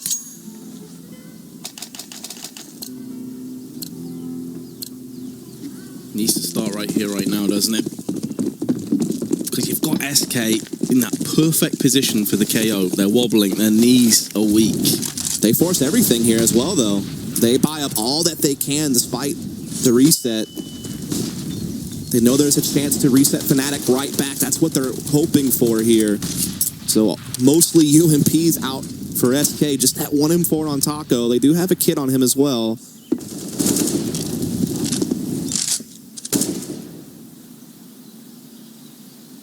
Feels like deja vu. The bomb being dropped at the same place almost every single round. Fnatic sending 2 players up. Banana deciding to then join the rest of the team. Try and come through apps with JW. Rest of the players on mid. You've been here before, you've seen it before, but Fnatic have managed to make... This is a bit of a pacing change, though. They have come off of B a lot earlier than in the past. They haven't really maintained that top banana control this time. They really have much more of an emphasis on middle, so there is a slight variation going on here. But JW's been spotted, he's been taken out. Crim smoked off, can't even get the avenging kill at this stage. This is solid work by SK. They're using the weapons to where they're strongest, and that's up close. We'll see the M4 for Taco has a bit more free roam at range. Nice shot by Olof, and they're going to actually go for the boost themselves up there, Fnatic. Using it against SK. Smoking out arches, out into the open. Will come Phelps, and he wishes he had an M4 at that stage. Olof probably would have ended up dying if that was the result. But still, with all these smokes down, it is affording Fnatic to flank around the side of the site and put so much pressure on Phelps. Fallen's going to go down 2, and now Coldzera. Oh, he's got himself 2 kills. Crims was low. The bomb's been planted again with about 4 seconds left. And Fur seemingly hungry for a potential retake. Maybe looking for a weapon on his travels towards the A site. There are a few of them down. And so much carnage has fallen here on round 9. Olof already with 3, continuing his solid performance this event. And yeah, this round's pretty much just slipped away. Fur has no chance now, doesn't have enough time for the kit, he's just waiting for exit frags. He knows money's still low on Fnatic. Forcing them to rebuy definitely can do a heck of a lot of good, as well as still farming up a bit more cash with that SMG and even upgrades to an AK. It's about the best he could hope for in that scenario. Again, Fnatic almost getting burned by the clock there. They just so happen to have the few seconds left they needed, though. Able to get those trades right there late. Really thanks to Olaf's AWP. That was actually the biggest part of it. Jeez. Again, he kind of shifted off of B a lot earlier than normal to put that AWP to work on the middle side. He got the picks he needed, particularly that crafty boost on quad. Like you noted, normally a CT position, but certainly Terrace can put it to use in the right situation. And they have forced SK to tap out. USPs only, except for that one gun Fur's been able to carry over. He is going to put it to use. That banana actually on an aggressive setup. They're not going to be able to go after that gun, though. Flush is holding them off from being able to put it into their arsenal. But at least they have the numbers. And maybe they can go for it later. Yeah, but as you highlighted, that's the only weapon in play, really. Rest is USP. So as soon as the charge starts to come to fruition on the site, you're expecting to see the CTs fall. But what is happening here, Fnatic? You're allowing the USPs to actually best you. Just running into a flat-out crossfire. Crims is going to get caught from the side, and it's just a complete shambles. Flusher's going to try and clutch this. A position Fnatic should never be in. And he's being tagged left, right, and center. Not only do SK win the round, they keep 3 players alive, albeit to pick up AKs. That's so unforgivable if you're Fnatic. Just death by 1,000 paper cuts. Just USPs shooting BBs at them until they fall down. Ridiculous stuff. This should just not be happening. Particularly how coldzera is able to get up here. No one really picks up on it. Sneaky little play. And so off of 1 AK and 4 USPs, essentially no money invested in the round, they're able to pull it off somehow and get Fnatic right back into a force. And again, they won't go straight to their default this time. They are trying to do a bit of a pacing change, maybe something a bit faster at mid once more. This is actually allowing SK, though, to freely push down Banana. They haven't quite tried to get in flanking positions yet, but at least they're getting the information. Info, of course, very important, but you've got to be able to convert off that, and Phelps is going to go down. Okay, the Tech-9 starting to really rip through the armor of SK. Taco's been here so many times, they must realize it. The bomb's actually been dropped out, gets flashed a couple of times, can't see anything. Olaf, meanwhile, through the smoke, gets bested by Fallen. But he's on 12. The bomb will be planted, and Fur up on the balcony side of Apps has his work cut out for him alongside the weakened in-game leader of SK. Fur's going to drop down, spray just about on point, not going to land a second. Crim's up on the boxes, all dispatch of him. And indeed, Fallen, I was thinking the exact same thing. You've got no chance. Just get out of there. Keep the AK alive. So Fnatic right back into this. I was wondering if that previous round would really hamstring them if we'd start to see SK go off on a tear. I'm actually happy to see Fnatic bring it straight back. Yeah, really well done. The best way to handle getting killed by no investment is to at least reset them right back and force them into a similar scenario. As money's going to be tight on a couple of their players. They did save 1 gun, though, and there is a little bit of money around there, so they might be able to put something together if they so choose. And that's more of the classic Fnatic, right? Like low buy, fast-paced play, somehow make it work. Back in the days of LD, CZ, certainly Fnatic was one of those same teams that were able to make low buys work. They still can with some of the players they have that are powerful with those Tech-9s, and it comes to fruition. To keep them close to SK, you do see SK go ahead and buy up what they can. It includes a couple of UMPs, but still a pretty good amount of utility out there. And that AWP is going to be a play, again, on coldzera, rather than Fallen, who's playing that B rotation position. So they've really put a lot on him. Flusha trying to get an entry here, but Fur, he holds on.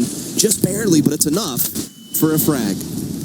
Surprising that Olaf actually goes for that Molotov, as opposed to bouncing it off and getting it on sandbags, because Fur would have been absolutely screwed, but either way, both himself and Fallen down to 18 health. The B site is weak, and therefore Phelps is going to trade places. They need 1 healthy player over here. Yeah, I think that he was trying to isolate the guy's sandbags, not allow him to fall back into the B site, and not allow his teammate to come help him. But then the smoke came in, so he couldn't actually peek sandbags. So that might have been the thought. Or maybe he just missed, and it was meant to go sandbags. Definitely possible as well. So we do have the boost going on for SK over here at B side, and they're gathering up the Fnatic forces over there. So we'll see if this boost comes into play or not. It's usually checked, but with Phelps being up top as well, these are some tricky angles to deal with if you're trying to clear the site on the Fnatic side. Yeah, expecting to see some flashes precede the push. Olaf going to be going straight through, landing the kill. No, he actually doesn't. Fur will get the upper hand on him. Phelps goes down, meaning, of course, that Fur is still very much alive and kicking with his low health. Finally, he is put down by Dennis, much to the delight of the crowd here in Jönköping. Now, Taco and coldzera are thinking about a retake. They have a kit, they have plenty of firepower, but it's a lack of nades that could be the issue. Good positions assumed by the terrorist, and there's the double spray from Crims. Straight through the smoke into the head. And another round for Fnatic. So Fnatic now on the heels of SK Gaming. They handled that double boost situation so well. Again, it can be tricky to deal with someone on top of those second boxes, on top of the boost CT spawn. But they get through it very well. And so now it is going to be 7-5, and SK are going to be essentially on a full save. Just a couple of CZs. They've converted around like this with a little bit less. So we'll see what they can do as Flusha tries to farm with that Mac 10. Does a lot of damage, but Fur again getting the opening frag here on B. He's done that a lot of times, actually. They've really been shutting down early banana pressure from Fnatic. It's surprising, isn't it? Because you normally expect, even with a CZ, the MAC-10 is just going to rip through heads. It's not without loss of life, though. Fur is low alongside Phelps, so almost an identical position to last time, except much less weapons. Fnatic looking to gather up here at Banana. They do have some utility to smoke off CT coffins. They don't have a Molotov to clear out any of the box positions, but they do have the superior firepower, and there is no real early rotation from SK, so they should have a huge advantage. I believe they also heard one of those nades actually land on Fallens. They knew there was a player there in the smoke. Going to clear out the rest. Really nothing that Fur can do from that position. At this stage, it's just business as usual for the Swedes. Clean up what remains of SK Gaming. coldzera, for him to even get a kill is in amongst itself pretty crazy with USP. But it's still, of course, going to be Fnatic's round. So they bring it one step closer. 7-6 will now be the score. Again, not much there from SK to fight back with. Nothing gimmicky either, which is pretty standard setup, and Fnatic able to roll through. So after a hot start from SK, again, at one point they were up 5-0. You now see Fnatic just a round away from tying it up. Taco does get the kill, but he's not going to be able to get his hands on the weapon. Oh, I'd kind of like to see what happened with Taco. I mean, JW's a handsome dude, don't get me wrong. You gotta like that smile. But Taco didn't save his CZ, and he didn't get any more kills after time. We just skipped to that in time, but here is the take and JW's frags. 3 of them in total. And as you highlighted, Dust, went from a 5-0 start now to Fnatic breathing down the necks of SK. They have really turned this T-half around. And they have Olaf on the AWP again. Again, this is a map where he's going to use it more than JW. Even though JW is the primary op, it's kind of map specific because he loves to work those apartments. Not really a position meant for an AWP. As Olaf does take a good bit of damage, so does Flusha, really. So the B attacking force of Fnatic have been pushed back to T-stairs, and they've come back with some scratches and bruises as well to show for it. Fur also bleeding out, to be fair. As again, it's just one of these typical openings to the round. Fnatic have not really done much to stray away from this. Only a couple of rounds on low buys where they've gone a bit faster. So they seem content just to kind of keep with this. Again, a bit of a new look for them when you think about this 5, but it's been working. They have 6 rounds on the board. And you've got to respect it as well, because to start things off, it really wasn't working. As Flusha connects the headshot through the smoke, Fallen out in no man's land. They felt compelled to go for these peaks as a result of a lack of nades. But now they also lacked pure manpower. And although coldzera, as ever, is on the site, lurking, waiting for his opportunity to strike, you assume they're going to get a kill back on him eventually, and Dennis is the man to do just that. Phelps and Fur isolated from one another. Phelps can hear the bomb. He's getting planted right now. It's taken Fur a long time to start his rotation, so Phelps is going to have to wait here for quite a while. In fact, he decides to push through the smoke and lands one. But disjointed. No cohesion between the 2 remaining Brazilians, and therefore it is going to be Fnatic taking the round. And they could even be leading at half-time. Certainly could be. Again, it's so great when you're playing your default and you're able to get entries on both sides of the map, essentially simultaneously. You know, Flusha throws down a spam, right as JW gets a pick on Taco in the apartments. And so now you have an instant 5-on-3. You've caused the defense to be lightened up on either side of the map. The rotations are going to be so difficult. SK are going to be forced to make some type of gimmicky play. And so just, it couldn't be a more ideal scenario for Fnatic after those 2 openers. And so now we are 7-all. Last round of the half, it's just UMPs for SK aside from that FAMAS of Phelps. Again, Fnatic keeping it standard here. A little bit of an exchange of utility at Banana as Olaf and Flusha do try to work up. A good pot flash comes through, but Flusha still the victor of the duel as Fur goes out. Fallen trying to trade back, but he's also eliminated. And again, an instant 5-on-3 for Fnatic. Olaf is going to get taken down instantly, but has the damage already been done? It's going to draw out Phelps over onto the side. This leaves Taco and coldzera to face off against potentially 4th of the terrorists of Fnatic once Flusha joins the rest of his team. Both on the quad side, but they have their back to balcony. And they must know that JW's always lurking around that position. Looking for the firing squad to come into effect, and Taco He's going to take down one. They're not expecting Coldzera to be there as well. And he's going to put that UMP to use with 2 kills. He's able to survive as well. JW, he's not able to capitalize on this. Excellent work going for the double. They never expected a second player to be there. And although the Molotov may very well burn Phelps to a crisp, he's managed to jump on the other side. JW's caught this, but not quite on point. CZ in hand, and down he goes to Coldzera, who finishes the half on 17 kills. He's not showing any signs of slowing down. SK taking 8-7 half. Yeah, again, SK, they were down a little bit on the defense, so they had to try to do something a bit crafty, and they decided to do that double porch setup. And this second player, a big piece there. Once they get the first kill, I think it's clear, but it's totally not. And it comes back to haunt them. Also, JW, he was on balcony. He could have actually traded lane, but unfortunately, he jumped into pit instead of jumping out the side of the cart, and so he didn't have an angle. He couldn't look for the response. And it got forced into a tricky 1v2 that he just couldn't find. And so there you have it. SK in the end win that half 8-7, but they did slip up a bit. Remember, they were up 5-0. Fnatic had quite the comeback effort to keep this game close. So not too shabby for either side. And you have to feel for JW there, because Taco, time and time again, and I even mentioned this 3 or 4 rounds ago, was constantly playing the same position in pit over and over again. So you understand why JW jumps into pit to try and get rid of that area as soon as he comes through, as opposed to actually looking at quad. So I've got to say, versatility there and adapting was such a solid play, considering at one stage, I think that round was a 3v5. I think Fnatic had that really in their court. But either way, that's all in the past. Into the present, the here and now. Fnatic on the CT side will be pretty happy with this half-time score, I'm for sure, after starting 5-0 behind.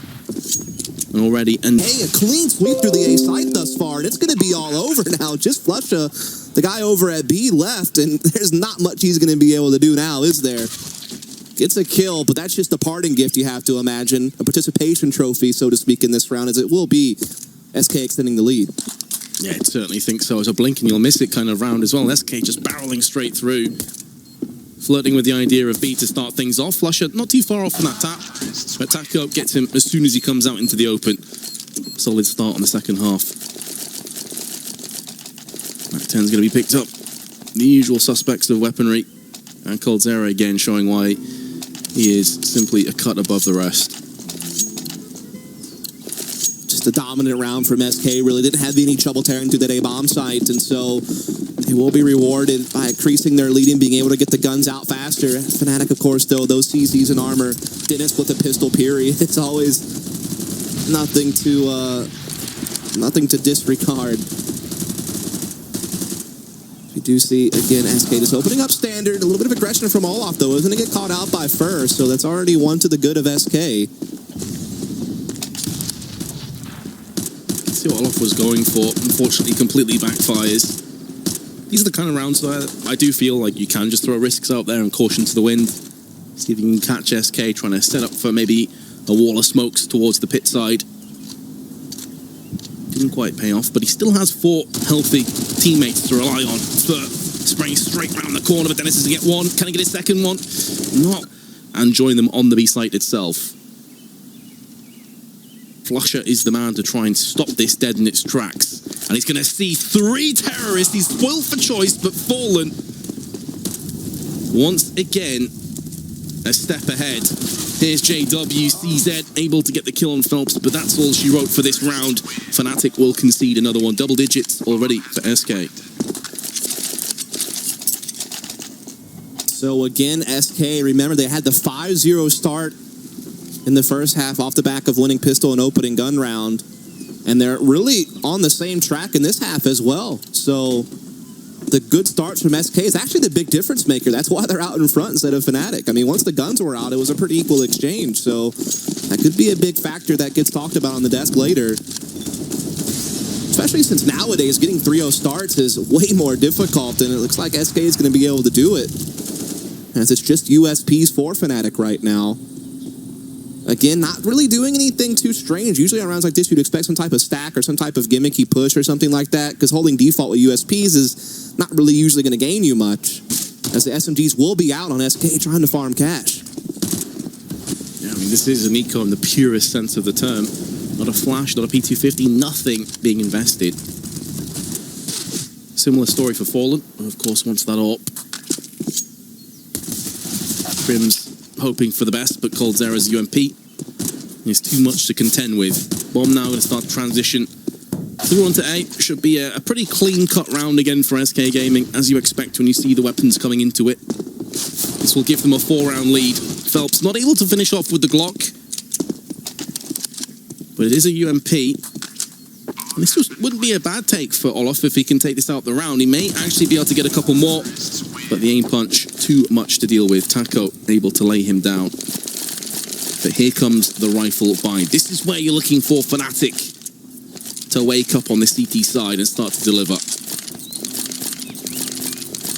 We're going to see the op in Fallen's hands already, so we'll see what he wants to do here. Normally he's going to be a guy helping out Phelps control B, but now that he has an op, you might see him float all across the map. That's where Cold, a guy who can be anywhere, might be thrown in over there at B as well. Again, you're going to see Taco and Ferg typically looking to get apartments control, and this is not going to deviate from that. So we see Ferg getting up in the window, Taco here playing the stairs, making sure no one's getting antsy on the Fnatic side. So again, very much the same you saw from Fnatic, just trying to keep it default. Phelps is moving up close. He might try to time out that smoke. He did get in front of it, but decides better of it. He just holds up against the wall.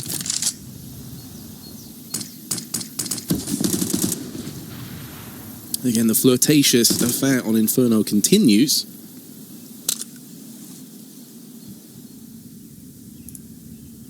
Incendiary and a couple flashes. Very important kill, and it's Crims that's on top of it. Alleviates some of the pressure. It's going to be applied again with that grenade that lands not too far off. On to JW. He's down to 53. Joining Flusher on the B side now. Still a lot of time to play with. SK in no great rush. Starting to take some control over mid. Yeah, something about Fnatic earlier in front. They were always content to give up brackets and let them get that first control of mid, and they just always felt confident being able to hold lane in the Moto wrap, particularly with guys like Crims and Olaf Meister, who are both in different positions than the classic Fnatic, right? They used to play B together. Now they play on the A side. Off goes peeking again with Dennis, who gets himself 2 kills with the M4. And now that Phelps has died elsewhere in Banana, that leaves Fallen only 12 seconds to make a miracle occur. And he may be able to get the bomb planted. Not too bad, all things considered. Oh, and he lands the fast shot onto JW as well. That opens up the chance now. It's still fleeting. It's still just a glimmer of hope. A light at the end of the tunnel. He's playing this one very passive. Waiting, gambling that both players come from the same side. And he is correct in that assumption. He's going to get a second. Surely not! Fallen! Oh my God, what a play! Out of nothing, he picks up a 1v3. And even the Swedish crowd can get excited about that. As you know, they're supporting Fnatic. But when you watch something like that, you got to respect the man. What a clutch from this guy. You can never ask for better than this of your opper. Just back up against the wall. Doesn't really know if he's getting a rat from the Moto side or not. Just tries to hold his ground at lane and delivers those final 2 frags. Cold and Fallen, just so clutch for this team. You couldn't ask for a better player to be stuck in that situation with an AWP. And so SK, you feel they steal one away, and look at the repercussions. Fnatic, no money, just some upgraded pistols. They'll try to get aggressive in the apartments, but Fur will just hold them off.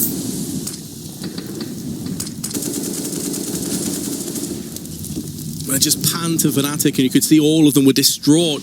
What a time to lose as well. Eco 12-7. For SK, it's good to see Fallen doing that. Again, he's been quiet at times throughout this tournament. Cold certainly had his clutches, no doubt about it, but Fallen, that's a big-time play for him with the AWP. And now SK will just collect their reward of dealing with a very well ill-equipped Fnatic. Now, before in the past, when Fnatic have lost rounds like that, they bounce straight back with one of their own with pistols, but it seems that SK don't want to follow in that pattern. Want to start to move themselves ahead. JW gets denied by Fallen, has the back of his teammate in mid, which was Cold Zera. Now Flusher with the Deagle. Are we going to have back-to-back highlight reel worthy plays? I'm going to go ahead and say no, Dust. I'd love to be proven wrong, though. And that's a rip. Yeah, that's a GG. I'm sorry, but another moment will come. You'll get your time. We've had a lot of good players out of this tournament, though, to be fair. Oh, yeah. And SK has been dishing out a lot of them, particularly Cold Zera, of course, as, you know, he definitely had it's funny, he had a bit of an off tournament at EPL, but it was still, like, a decent rating in KD and stuff like that. It just wasn't him dropping bombs or, like, being that best player of the world caliber. But he's been right back up there in this tournament. As SK are trying to find that trophy. They're a bit disappointed they didn't get that EPL Finals win after winning Sydney and CS Summit. Again, they're trying to prove they're the best team in the world again, and they were making ground on that until they lost to G2, and now it's still debatable. But they have a lot of tournaments ahead of them to try to establish themselves up there on the throne, as we are going to see them again opening up fairly default in this round, just taking their time to get control of apartments, and Phelps beginning to move up on top of Nana. But JW will be here with the AWP. Again, this is a new spot for him. Normally a lane side opper. Been playing a lot of B lately this time around for Fnatic. Yeah, very reminiscent to what we saw Fallen do a bunch of times when roles were reversed. Landed a couple of quick flicks up on the wall. And we're getting towards last chance saloon territory for Fnatic now. They probably won't have a buy of this magnitude again if they were to lose from here. Double ops. Yeah, I mean, the double op, I was just going to say, has been their most successful play on CT side Inferno throughout this tournament. So it makes sense they would go to this, like you said, in their kind of last chance scenario. Well, time's starting to tick away.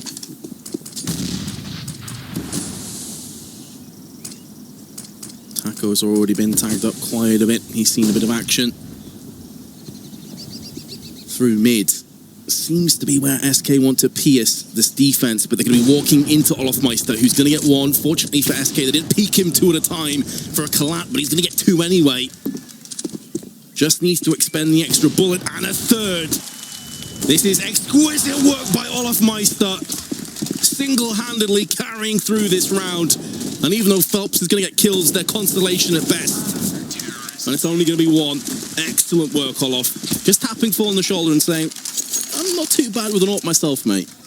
Yeah, and again, it's the double op that rings through. It's Olaf on the A side, able to just defend this short so well, just constantly finding shots and resetting, taking the peaks, delivering the quad kill, only robbed on the ace by positioning, you feel like. If Phelps would have been on that side, you'd like him for the 5.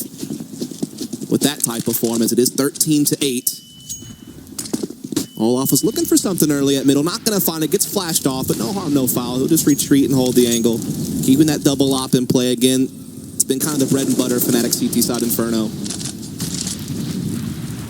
And they want this map. This was their pick, and they've been very successful on a very impressive record online in Europe, and they're 6-3 offline.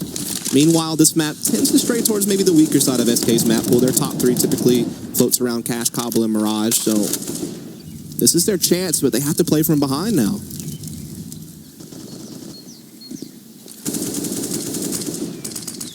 At least little by little building up that lifeboat. They're getting there. Still quite a bit of work to do. Not out the forest just yet. Can't even see the sunlight through the branches, Fnatic. They are dug in deep.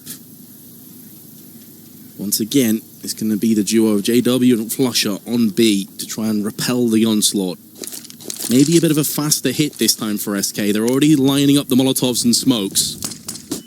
Now, JW did just catch a glimpse of an arm or a shoulder peeking through. There's good counter flashes. It's keeping the terrorists at bay for a little while longer. Flusher's not able to tee off, and JW's been smoked out of position. This is a good take so far for SK, but the cavalry's about to arrive. Olof would like to rinse and repeat from a few rounds prior with the AWP. But this is, of course, much more tenuous, much different circumstances. A lot of shots are missing, and Fallen will not be one of them. Crims will land a shot through the smoke, but Fallen comes through with more. He is on form right now, unstoppable. 3 more kills in quick succession to add to his earlier one on a 4K. And Crims just has to watch as the bomb about to detonate, looking for exit frags. See if he can scamper off with his AK. But the round is lost. SK take a 6-round lead, just too shy of map number 1 going their way. And it was the two guys on stage that talked before the game, Olaf and Fallen. And it's the dueling ops between those two that has been dictating the pace of these last few rounds. Fallen had the big clutch. Olaf answers right back with the big multi-frag round to win it. And then Fallen, he leads by example, entries with the AWP on B, closes out with a few more kills. And so it's really the two snipers that have gone to work for their respective teams lately. Unfortunately for the Swedish crowd, it's SK who are out in front and just keep rolling. Fallen feels that swagger, goes out for more. It's again Olaf going down from his hands. And so there you have it. They're just a couple away from claiming Fnatic's map pick. And Fallen on 19 kills. It feels like every single one of them has been so impactful. Guy is just getting entries where it counts. He's holding off retakes. He's doing it all. He's pulled off crazy clutches this map as well. Fnatic not quite buried just yet. Out comes Fur into mid. Once again, the quad boost not going to pay off for the CTs. Crims is going to answer back though. The double stack seemingly, well, it's difficult to call from a T's perspective. Fur straight back in though onto Crims. And balance from the SK Gaming side has been resumed. JW, oh, that was difficult to watch, although, to be fair, hitting someone in mid-air is never the easiest of endeavours, and coldzera will put him down instantly afterwards. Flusher, with his AK, has been spotted of that, I'm pretty sure. There's not much that Fur could do about that. He gets spammed up through the wall. He's a dead man. Can't help but feel that Flusher just delaying the inevitable, though, on Inferno.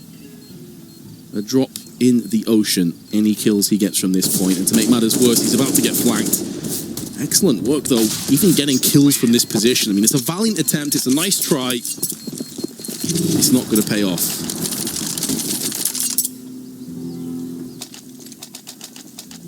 So you can see Fnatic a bit dejected. I mean, they're on home turf, they're on their map pick. The one that they usually are quite successful on is probably at the top of their pool. Maybe on the lower end of SK, yet SK are giving it to them right now here in Sweden.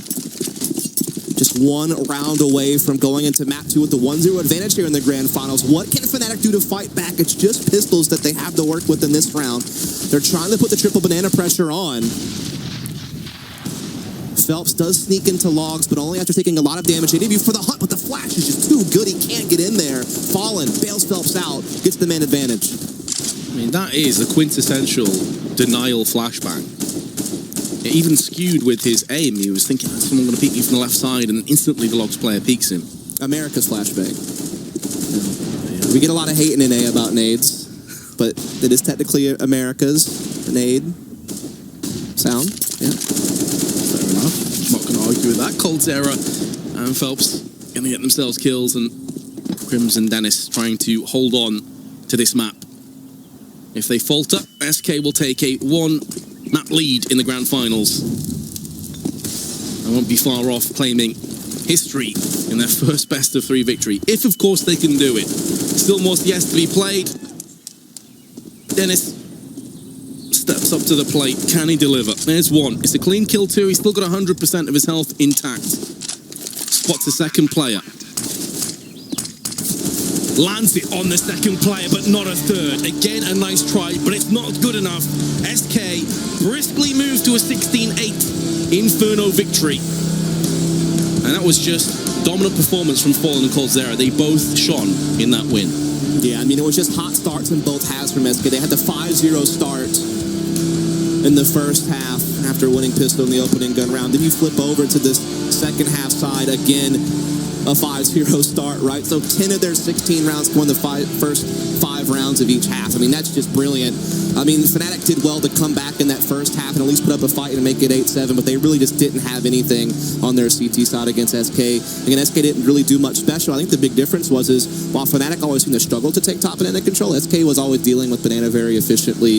And so from their default, they were always getting a lot of options. You did see them change the pace a bit more, like they had that heavy 5-man B attack, something you didn't really ever see from Fnatic. Fnatic, who just stuck to their default pretty much every single round.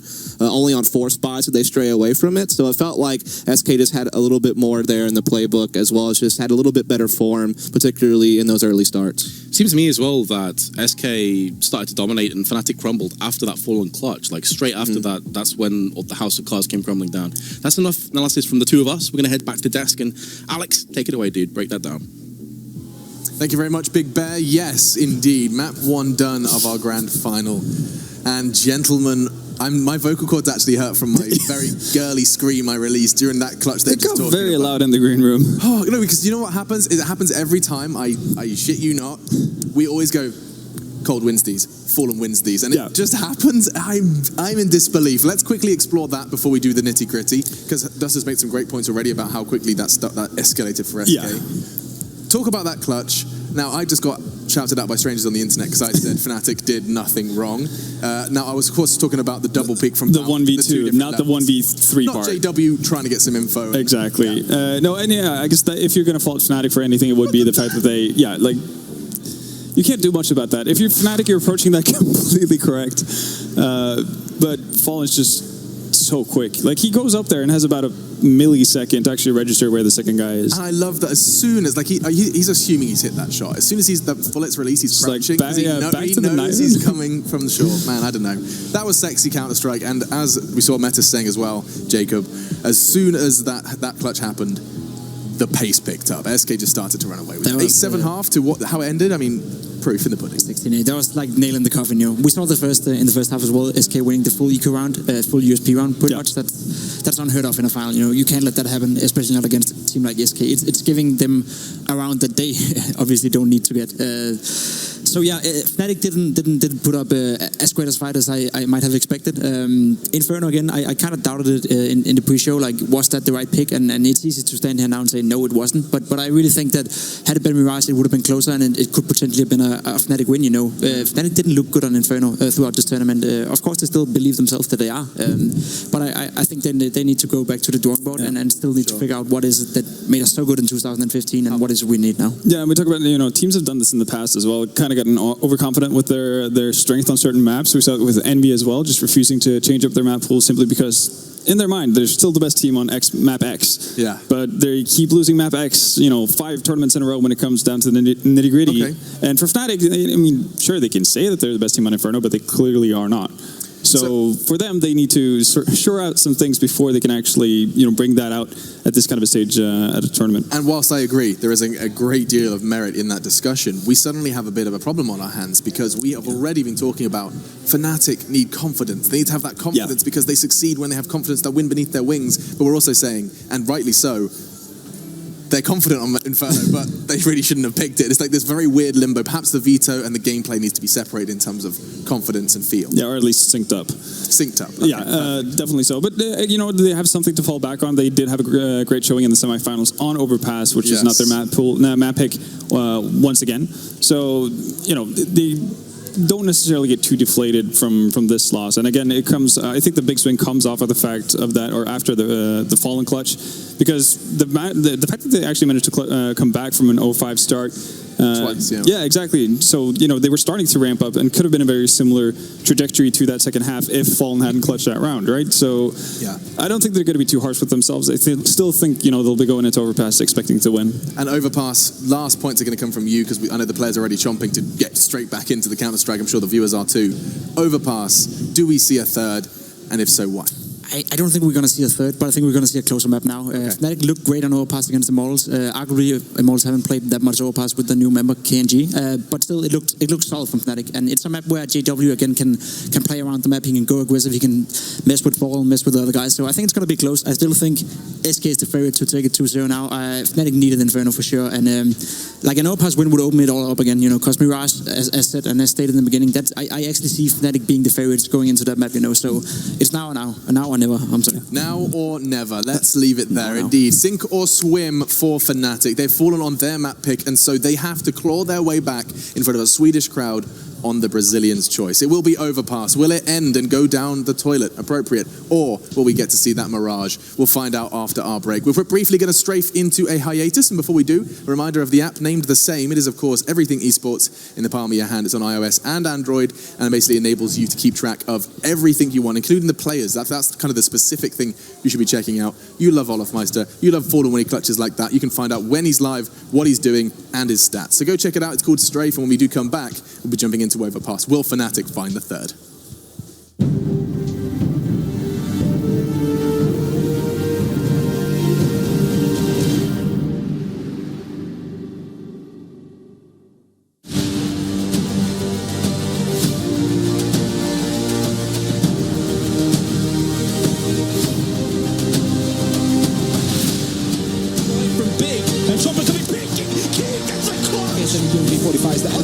Is just ripping them apart, sneaking in. They're not paying attention right now. Come on, they're gonna reload. So smart from Blade. He gets on the bomb. Flash comes out. He's gonna slide out though. Find the throw. There he switches over to the pistol for a second. He's looking for a third and all.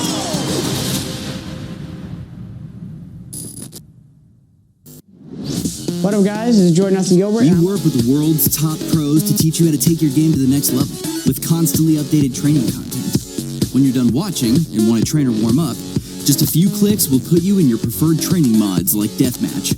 But why warm up for a match on Mirage by getting shot in the back on Dust 2? That's why we built Duels, real fights and real maps. 1 minute in Duels is like 20 rounds of real CS.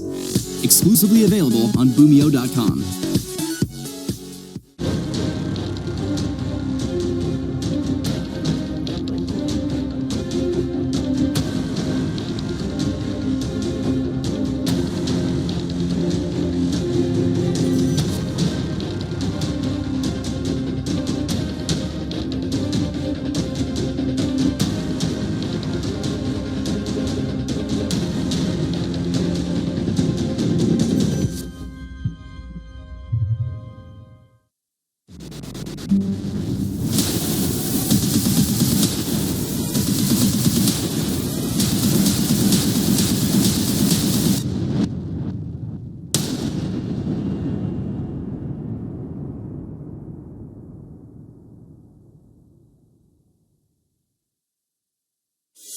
Athletes aren't just born.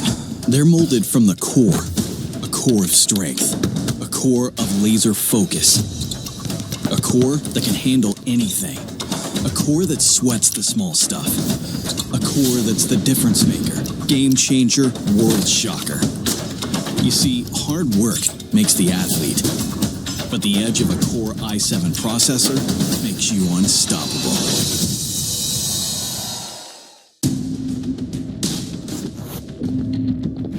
Grab your gear and let's go.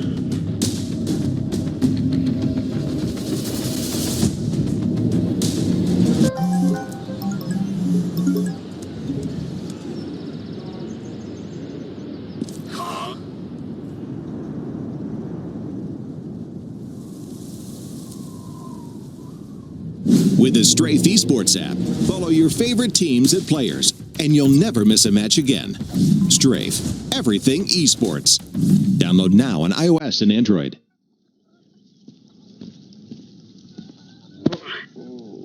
Oh, crap.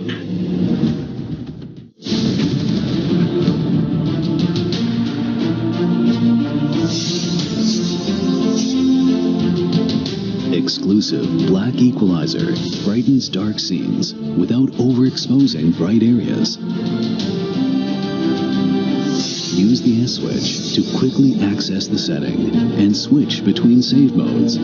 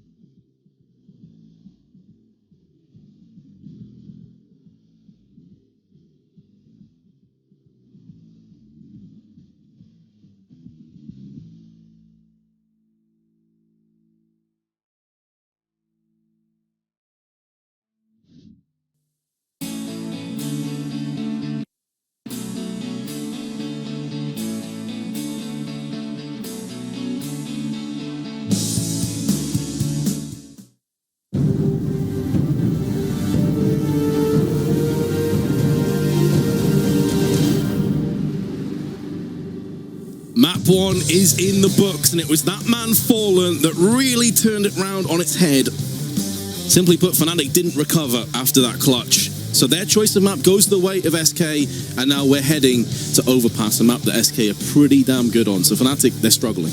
Yeah, I mean, this is definitely the weaker in a Fnatic's map pool. I will say that SK aren't as down on Overpass as they used to be with this 5. Like, it's still pretty good, right? Like, they still definitely can, you know, make some big results, but it's not as if they're as dominant. Fnatic actually were playing Overpass pretty well online in the European scene. It just hasn't really translated in offline play just yet. It's important to note that we did see Fnatic beat Immortals on it, though, right here in the semifinals, and SK actually hasn't played Overpass yet this tournament. The last time they actually played it was a loss to G2 in the EPL Season 5 Grand Finals, so we'll see if they can make sure to avoid that this time and try to 2-0 the series. But Fnatic, they need your help out there. There's a tradition in DreamHack Summer, and when everyone just screams hollow across the halls to wake people up, can we wake up Fnatic, the Swedish crowd, I wonder? Nope. Apparently not. Absolutely body. But here it is. There we go. There we go. All right, saved. I was going to say, you nearly had a Sir Scoots moment there. Oh, yeah. It's like I need more of that on social media. Oh. Thank you, crowd. Thank you for coming through in the end. It's always risky when you pass it over to the crowd to hope that they'll have your back. Oh, man. Hopefully, I'm sure they'll have Fnatic's back here as they need this map to stay alive in these grand finals. Again, they're on home soil. They talked about how they really want to hoist a trophy. It's been so long since they've been able to do so. On the other end, the other storyline is this Brazilian team had never beat Fnatic in a best-of-3 series. Never happened. You know, you go back a long ways to DreamHack winner. That was the Face It Stage 2 finals. They lost after losing to Fnatic, you know, 0-16 on Dust 2 in groups. They fought back through the bracket. They fought them in the grand finals. They didn't get it there. And then other best-of-3s like Katowice didn't get it there either. So this might be SK's chance to finally crack one over the Swedes for a trophy. But we'll find out very soon. All right, Young Chiping. Fnatic need this map desperately. And SK on the brink of making history and getting their first ever best-of-3 victory over their rivals. CT side, just the kit, and already the bomb has been placed down on B itself. Flush out comes through with the first kill. This retake is starting to look a little bit more promising, and JW spotted himself a couple of players, but quite difficult to get rid of. Phelps still in the water. He's putting down a lot of damage, but it's gonna be Fnatic. It's gonna be flawless. They don't lose a single player. That's what they were looking for. Yeah, it doesn't get better than that. They do concede the bomb plant, sure, but they ensure what's most important. That means coming over the round. Remember, it was SK who had 5-0 starts in both halves of Inferno. Flawless in the pistol and opening gun rounds. This time, Fnatic took a pistol away on that B retake, just really attacking well up through short on the flank. 3 kills for Dennis. Who other than Dennis on a pistol round to pop off multi-frags with the USP? We know how deadly he can be with those guns in his hand. Now SK, they're going to go ahead and force up right away. They don't concede like Fnatic did. Fnatic actually had the bomb plant and decided to wait to buy. Not SK, not on this map. Again, very quick control of short here from SK, but Flusha, he has that FAMAS out. He finds first blood on Phelps.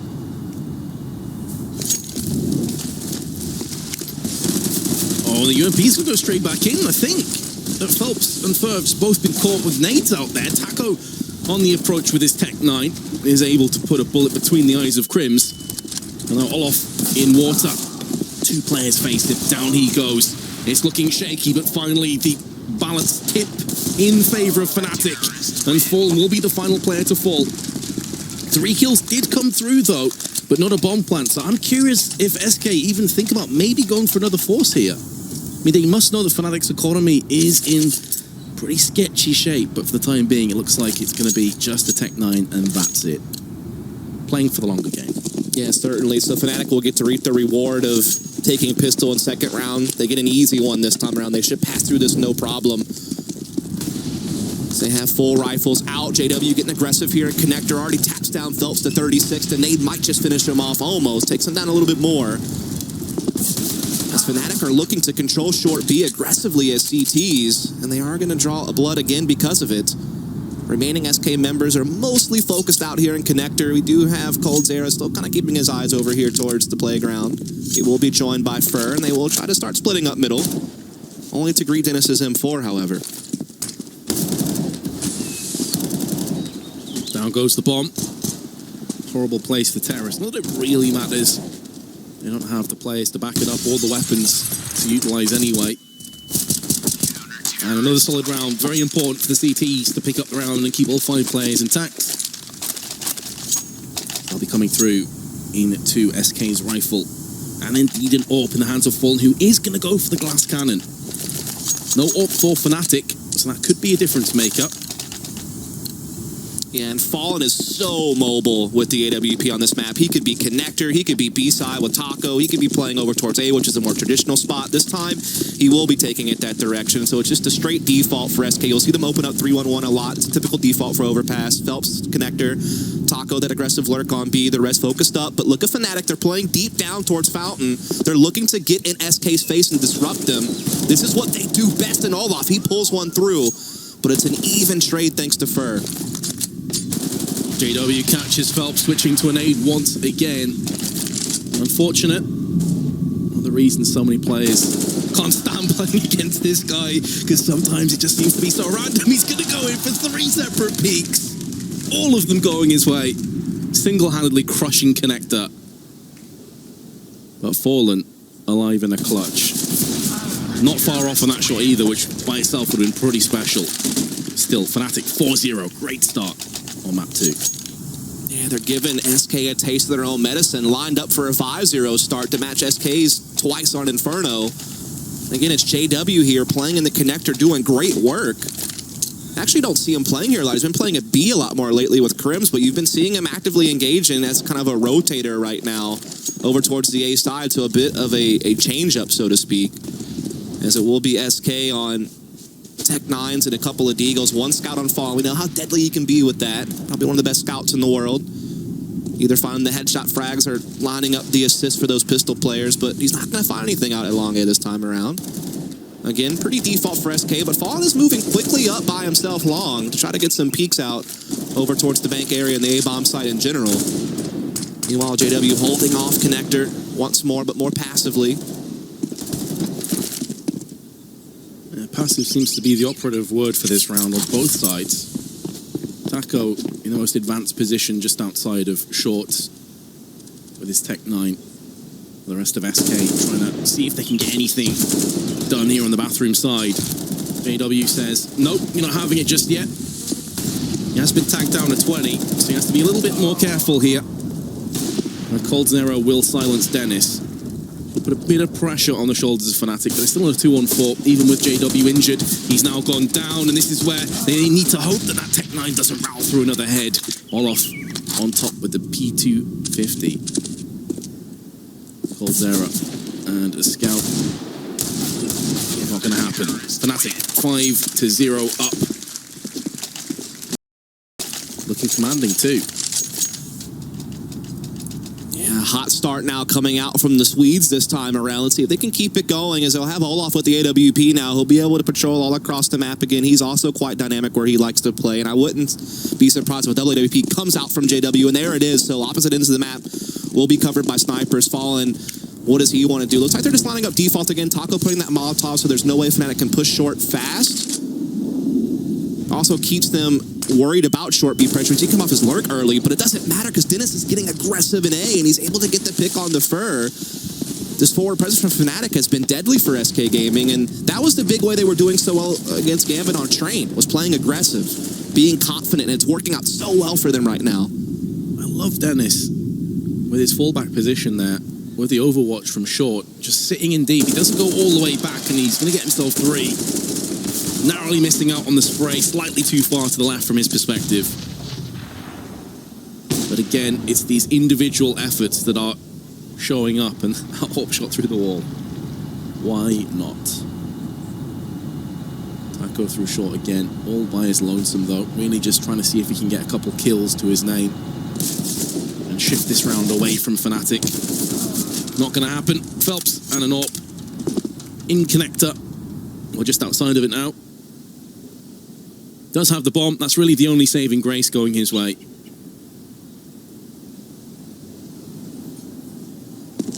would appear, Dust, this is a re-energized Fnatic. They took that time between maps and they've managed to get themselves sorted out. Orp's going to be trading shots. JW up against Phelps. This is typically an encounter you expect JW to get the best of, and he actually spins around. The no-look scope. Why not? It always happens, like when you get frustrated to an op and you miss a close range shot, it's always just like jiggle around as rapidly as you can to avoid bullets and then snap back and he gets it. But again, it's just this aggression from Dennis, which is so impactful. They're really just picking apart SK's default. Again, that is SK's tried and true formula. Their foundation of having that slow, methodical default. They were the next team after Navi to really master that with their core. And even through the roster changes, they've toyed around with straying away from it temporarily. What Phelps didn't work out so well for them. At Starlighter and Katowice, you saw them really shift back towards getting back to their roots whenever you saw them at Summit and Sydney and EPL and then leading into this tournament. But right now, it's kind of crumbling. Like, Taco's not really getting a lot of pressure on B. Fallen hasn't been able to get his op out to work on A. Like, nothing's really working because, Fnatic are getting in their face and really disrupting it, which is kind of their specialty. And so I kind of wonder, like, what can SK do to start countering that, make their default work? You need that. Or you might see them shift into doing some faster B plays. I know they have a lot of fast B executes they like to run if things aren't working out default. And on a round like this where you have, upgraded pistols and utility, this could be a time to run it. You do see a lot of connector presence here from SK, so it looks like they want to get short B and try to split up. Well, simply put, something has to change. In 6 rounds, they only have 7 kills collectively. So Fnatic, even with double AWPs, they still have a couple of players around 10k. Always a great position to be in from a CT's perspective.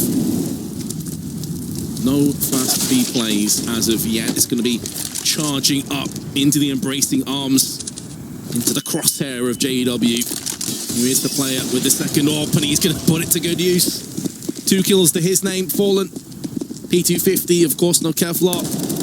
Wants more money for his AWP fund, and he gets tapped down. So 7 rounds played, 7 kills for SK Gaming. Fnatic in cruise control. There is just no response yet from SK Gaming right now, but at least they're back into a full build. Now they have to contend with that double op again. Olaf and JW can be able to spread the map with those two things, make it hard to attack the quick lanes, and this is what SK are really probably thinking about in this timeout, how they want to treat this gun round. The default hasn't been working. Talked about how they have some crafty B executes up their sleeve. Looks like they're setting up for one now. They've been able to get short pretty quickly. They start to get that staging area going. As I say that, the bomb kind of starts swinging back over to connector though, so their options are still really open to them because Cold's still been parked here.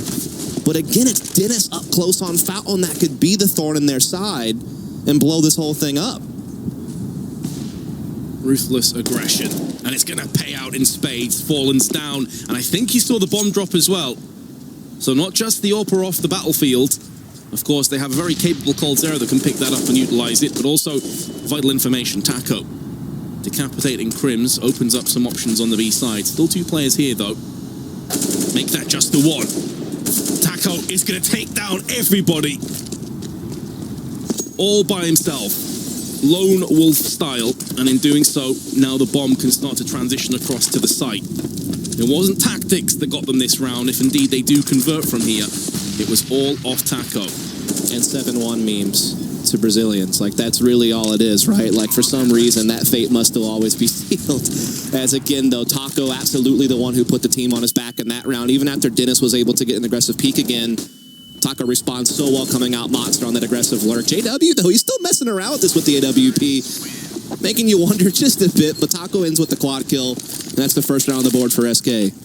Yeah, I mean, they have so much money that it's understandable why JW would join for that.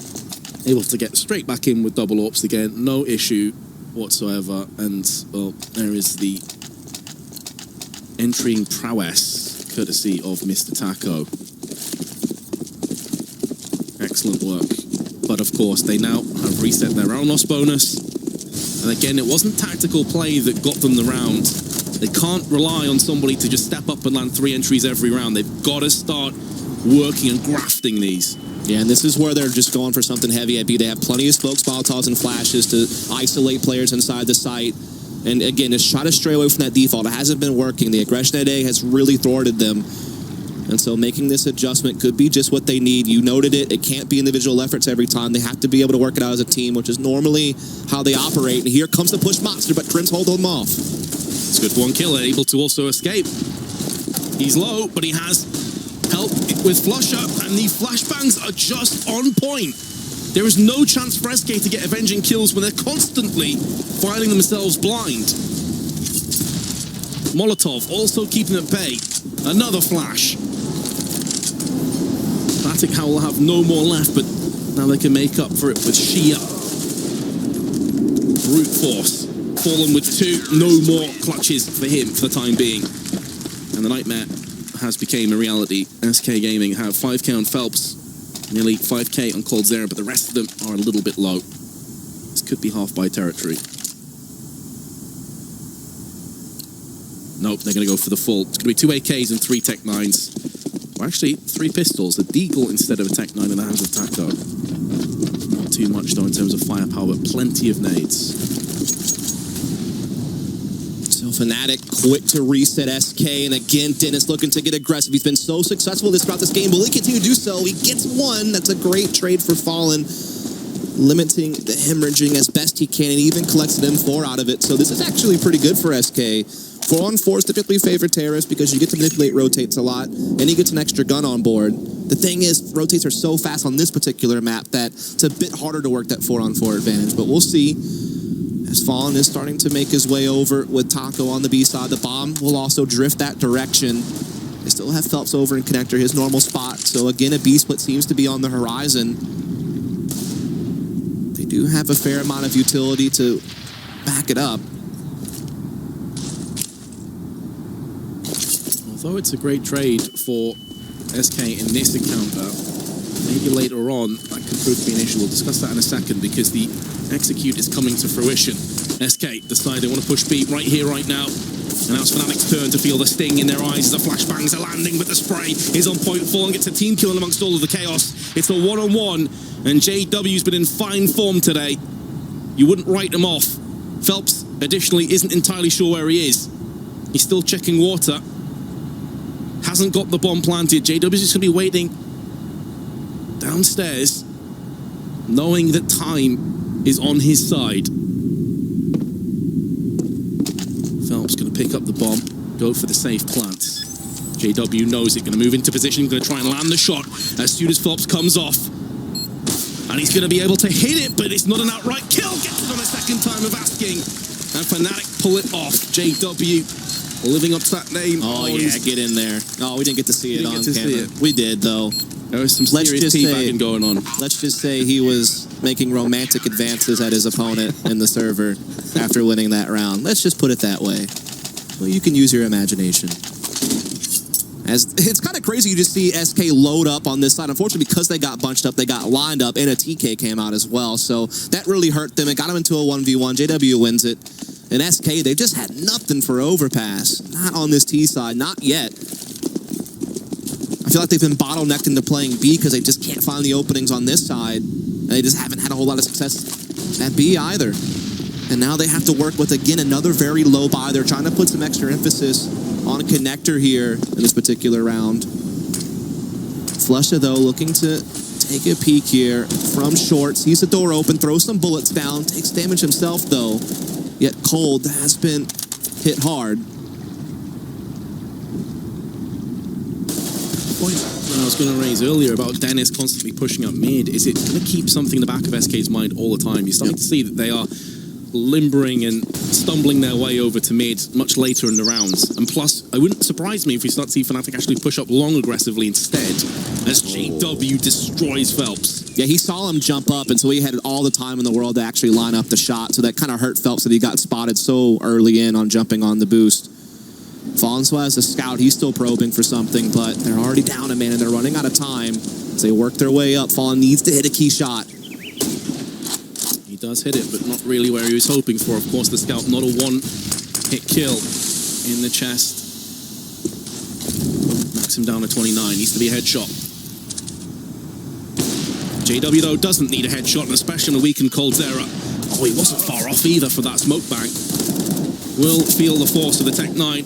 Olof still has enough bullets in the magazine, and he's going to whip out his USP, lands a second and a third. Fnatic, they seemingly have woken up. You asked at the start of this map. Yeah, they got the hollow message over here in DreamHack Summer. That is for sure. They've gotten off their keyboards. They've done with their resting, and how they are well out in front overpass 10-1. This is very reminiscent of what happened in that Immortal series, right? Where they lost the first map. It was kind of, iffy, and then they just roll out that monstrous Mirage game. They just absolutely dominate their opponent. And that's what they're doing here in Overpass SK Gaming. Like, the beast has been awoken. They're looking for that trophy. Looking at least for the third map. Again, it is an aggressive push by Fnatic on A, and SK, they just got nothing for it. Dennis is just a menace on this side. And not the little boy, but the guy that's just wrecking SK. Time and time again, he is getting kills, dropping out the bomb. Elsewhere, though, it should be mentioned that SK have got themselves a good position, but coldzera, there's so much time left. Running with your knife out there. Far be it from me to tell a guy of his incredible talent how to play the game, but that seems like it may have been a slight mistake. Either way, 11-1, SK backs against the wall. It's so crazy that a team that's so prided on how well they can work from default can't even get like the initial 3-1-1 established because A's just closed for business thanks to Dennis. He's not even the top fragger either. I mean, JW certainly had his licks in there, and I mean, really the frag distribution is just fine for Fnatic, and that was the case in the Immortals best of 3. Like, they were firing on all cylinders there, and that's what this team can be capable of with the lineup they've put together, bringing back those 5. Phelps, though, he gets an opening here. They haven't had a whole lot of these early 5-on-4s on SK, so let's see what they can do with it. Ooh, that's unfortunate from Flash's perspective. He did actually land the dink, but it was partially through the door, and the nade finished off while he started with Phelps at 2 kills. I mean, that's worth its weight in gold for SK right now. If they could bring it back to 11-4, this round, well, this half, I should say, this map isn't done just yet. We know on CT sides they're able to reach a different level. Lock it down. Crims spots himself another player. Going to get up close and personal onto Fur.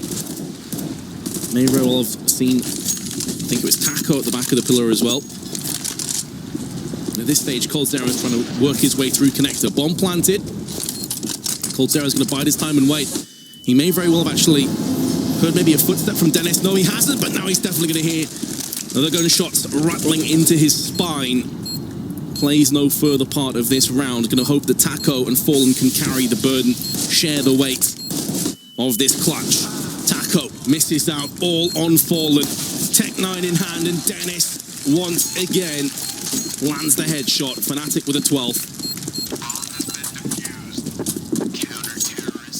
And the good times keep rolling for Fnatic. Up 12-1 right now. No one saw this coming. Not on Overpass of all maps. Not when you consider that offline Fnatic hasn't actually been that great on Overpass. Meanwhile, it's always been like a staple for the core of SK. Even if it's not as powerful as it used to be, it's still a good look for them, but not today. Not here at DreamHack Summer. They don't have a whole lot of time left either to gain ground. This is probably one of their last real full buys that they have to work with on this side. We see Taco trying to get in the short, but the boost is there, none other than Olaf. It falters, though. Taco again gets the entry, and again, he was the guy who won them the one round they have off of getting entries on B. So there's one of them. Can he keep it going? Will be the question that has to be answered here, as Fnatic still have Lutty to hold off SK. Once again, you're seeing that they have no presence in mid. They're starting to make a move with coldzera and Fur, but it's getting into the round a little bit. Now, one of the reasons, of course, that this has been able to have such a huge amount of strength in mid is because JW's been in connector a number of times, and he's kept SK Gaming guessing there. I mean, that's one way to counter the Balloons push. Dennis now falls back into bathroom. It's still a very advanced position for a CT to be in. He's not quite able to get 2, but Fur will go down. This is the best situation SK has probably had all half to put around through. They have a 4-on-3. They have good control of mid. The only big thing they have to worry about is JW lurking with this AWP. He could get behind unless Cold picks it up. Cold is starting to angle out to look for it. JW catching a timing, though, because Phelps actually went through connector, so he might be able to get behind Cold. In the meantime, though, SK staging up for a B split. There's only one guy here, Crims, who's in a kind of vulnerable position, so this could really go either way, but it's looking pretty good for SK, actually, positionally. Time, though. Once again, time is of the essence. If Crimson get kills, it could be what wins them the round. He's going to get one. And now Phelps has to stay in position because there's a Molotov right behind him. Still gets the spray on point. He will go down to Flusher, who's now got 2 more players to find, and Fallen's one of them. And will capitalize with the AWP. SK double their digits on this map, just to a measly 2, but they'll be eyeing up a third. It's just able to actually have a better exchange in the early round. I mean, so many times Dennis has gotten a pick or 2 and been able to fall back and give Fnatic early advantages. JW's done it in Connector multiple times as well, but this time SK able to get a man advantage and keep it going all the way through. So that will give them their second round. Last round of the half in play now. Because again, we are going to see SK opening up default, but a little bit more emphasis on getting short B control with Fur there. There's going to be a push, though, from Fnatic, and there's Grim getting the opening pick. Dennis this time finally handled aggressively at A, but still even here. It's a double peek. Taco goes down. Yeah, one thing they've been doing a lot on Dennis is they've actually been flashing from short side. It's been JW who's been doing that a lot for him. There was no flash, it was a raw peek. This time SK Gaming were a step ahead. They read the script. Player advantage remains intact. As Flusher's going up connector. They haven't really done this so far. He's going to be in the thick of the action. He's Fallen about to get a shank between his shoulder blades. He's actually going to stand on top of Fallen. Takes him down. You gotta love the style points. The bomb's been dropped out. He's going to be able to actually smoke off one of these sides, cordon off that area, which is now putting more pressure on SK to try and get information. And Flusher finds it with a headshot. Excellent timing on the connector. And Coldzera has 4 players ahead of him, one of which is going to be JW's AWP. 13-2. Phenomenal half. Fnatic surely taking us to Mirage. Surely. I mean, you couldn't have asked for a better response out of the Swedes after getting crushed on Inferno. Their map pick. They take SK's map pick and they shove it right in their face. I mean, the aggression was just relentless. I mean, it's really the biggest thing here is we see some shenanigans even being involved at different times. Flusha no stranger to giving you something to laugh at a little bit with semantics. But the point is just that the relentless aggression of Fnatic just couldn't be handled by SK. They just weren't informed. They weren't winning their duels. I mean, how many times does JW push Connector and get an opening pick and shut them down? How many times does Dennis push Fountain and make a big play? Short of one big individual effort by Taco at B, and like 1 round where they finally traded efficiently, there was nothing else there for SK Gaming on their T side. Now, granted, SK's always been prided on their CT side overpass. That was always their big bread and butter, particularly the way that Fallen could maneuver the op on the A side of the map, and thinking about some of the heavy hitters that they can have defending B, particularly a guy like Coldzera, who does a lot of B defending now. So we'll see if they have any life left in them, or whether or not Fnatic will quickly force that third map. It's going to be a beauty of a third map as well, so I'd love to see it, actually. Yeah, from a neutral's perspective, it definitely is an enticing prospect, that is for sure. And of course, as you mentioned, SK Gaming CT side is renowned for being solid on this map, but have they left themselves, I should say, enough room to make it work? Coldzera, long range with his USP. But B has been pretty much taken. Coldzera's going to get a second one, actually, to make this round a bit more interesting. And Off just simply runs out of bullets. Crimson's there to help him out, though. Now on Flusher. 3 players ahead of him, swarming the bomb. How is he not dead just yet? This player's running ahead of him. Runs out of bullets, runs out of health. SK, second pistol goes their way. And that's exactly what they were looking for. It's pretty much do or die at this stage. There's definitely no doubt about that. There isn't really any more margin for error anymore on the SK Gaming side if they want to try to still end this in 2. Luckily, they do have that safety net of having won the first map. It's really the pressure on Fnatic, but pressure's not too high considering how big of a lead they have. Yeah, they gave up the pistol, but they'll be just fine. Full P250s flashbang. Maybe suggesting an aggressive play, kind of flash their way into the eyes of SK Gaming. For the time being, it's going to be a little bit more slow pace. Thrown out into mid, it's going to give him a bit of control. Throw with a fadeaway nade does only 3 damage to Olof. And that's about it. Does buy him up enough time to reposition, set his feet in the ground and start to rattle off with the MP9. Tailor-made for these positions. 3 kills go his way. Crim's able to get his hands on the MP9. But any kills from this point, a nice bonus. It won't be happening. Many more rounds required, though, for SK to even get close. Certainly. Fur and the MP9, a match made in heaven. You see him using that thing all the time. Racks up some dodge with it in this round as well. Full buy, though, coming out of Fnatic here and now. Flusha a bit limited with just the Galil, but still a good bit out there. Op is already in the hands of Fallen, though, as well. As Fur was able to get the M4 utility, no problem after farming some of that cash with the MP9. It looks like Fnatic want to do something a bit aggressive towards B. Again, they've been so reliant on defaults throughout this tournament. You very rarely seen them go for some type of early aggression, really only in forced buys. But here on a gun round, they're already storming the front over here at Monster, and they're finding the trades again. It's Dennis with the entries. They're looking to put this one away. That's outrageous entering from Dennis, but you've got to ask Taco why he was waiting that long behind the pillar. Either way, Phelps doing what he can. But SK have hemorrhaged too many players. And when you consider they have an M4 and an AWP in play with Kevlar and a bit of nadage as well, they just need to get the hell out of there. They don't have time to start saving up. Yeah, the reset's so harsh, which stinks because Fnatic are looking for a map point. You don't even really have enough to challenge it. So even this AWP and M4 are vital. That's the most they'll have to work with. And you have to wonder if they're thinking about still just forcing off the back of these 2 guns, because otherwise you're saving and playing for OT, and that's a lot of ground you have to gain if you try to do that. I would say yes. I think the other 3 players have about 3k before this round ends, so I think they'll have enough. Some ups will come out, certainly. Yeah, I think we'll have some M4s in play, maybe a FAMAS or a UMP in the mix as well. 3.7k to Coldzera and Taco, 4.3 to Phelps. So yeah, it's going to be a force. It's going to include a UMP on Taco and a FAMAS for Coldzera. But it's a decent buy.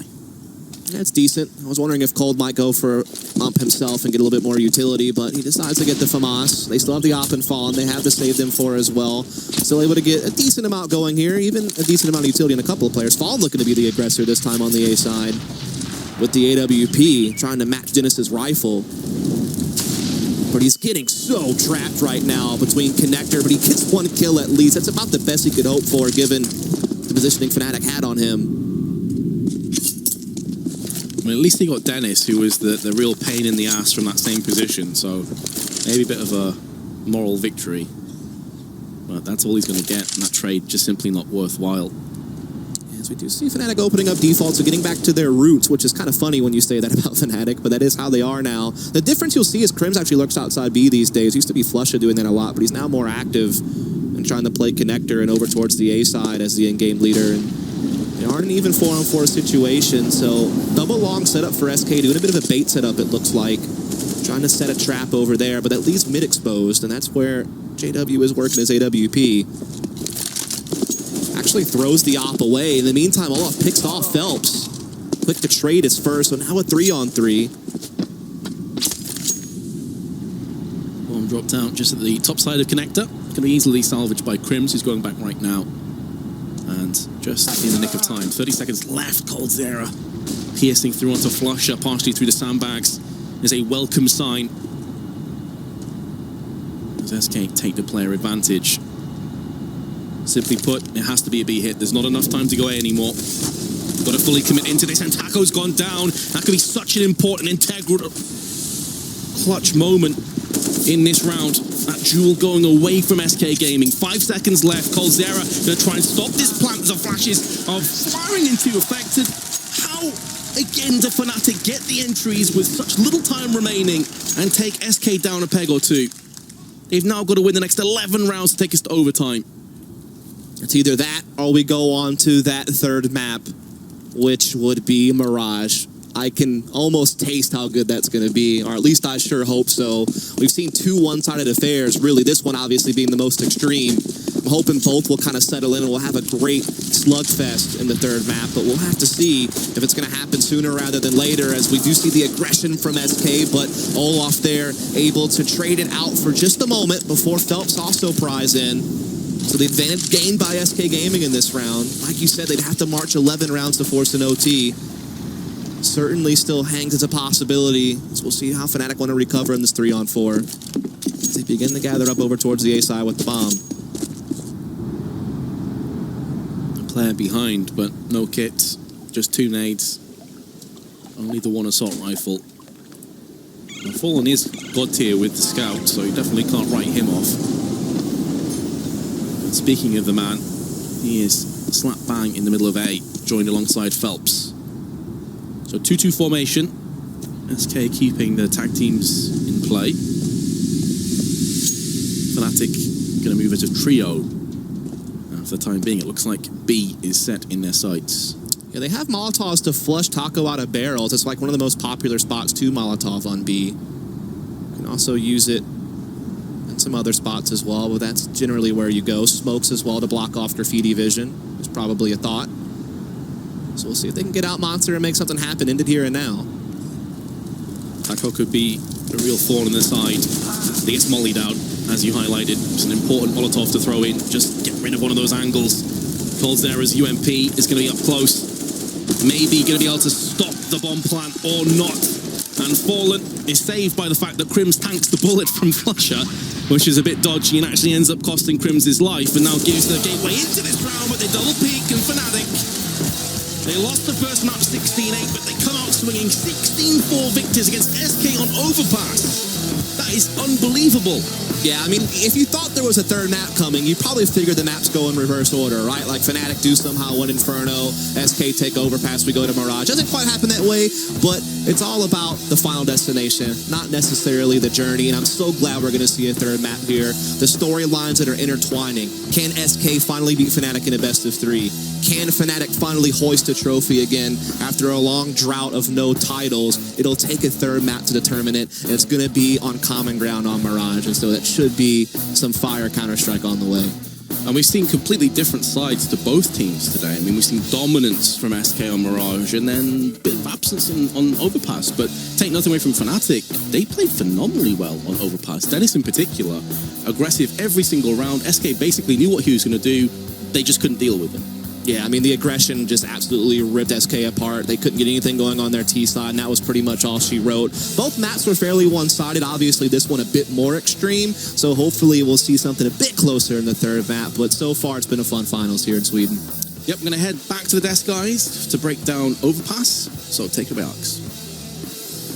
Thanks very much, darling. Yes, we do see a third, and I'm sure absolutely no one here in Jönköping and at home is enjoying the Counter-Strike is going to complain. Myself, Machine, joined by, once again, Pimp and Vendetta to talk about this one. And sometimes it can be difficult to reflect upon what is essentially a stomping. Yeah. We've seen from Fnatic do this twice already today alone. Immortals felt the brunt of this on Mirage, admittedly, on next map, and now we see it on Overpass. SK's pick. Back and forth we go, the full 9 yards, 3 maps in every single game today, and the grand final is no exception. Let's try and understand this one, though, because we talk about it, Halvor, of individual players from Fnatic, everyone is performing, and this map is a perfect example of that, right? Yeah, no, it was really just a showcase of everyone stepping up when needed to. So, you know, you never really, if you're Fnatic, you probably never felt too worried about it, because everyone seemed to have that hero moment at the opportune time. Okay, let's see if you can do this. I'll go through the 5 players of Fnatic and see if you can name the hero moment on Overpass. All right. Dennis started off, that's pretty easy. He started off the entire game with a 3K on the retake on the B bomb site. So it now sets Fnatic off to a wonderful start. JW, first buy round.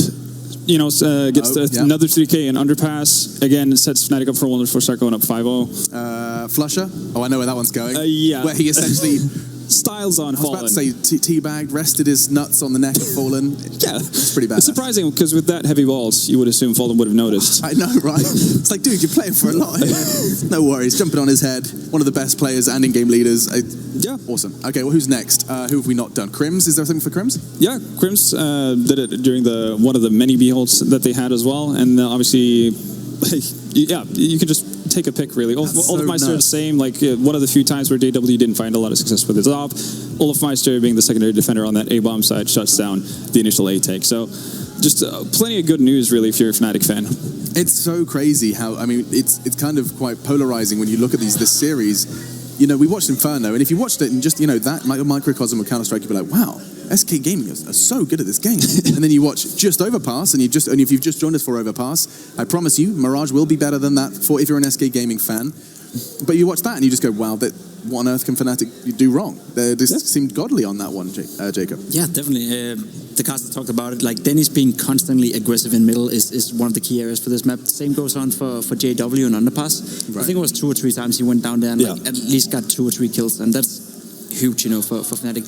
It felt like SK never really got to do the executes. They never really got to set up the default. Like they were always constantly harassed by either Dennis or JW, and I feel like we talked about it before the map. When the Fnatic players gets to get aggressive and it actually worked for them, that's where they're most scary. Yeah, I could be wrong in saying this, but I'm sure from a player's perspective, someone that when Overpass was introduced, you were actively playing.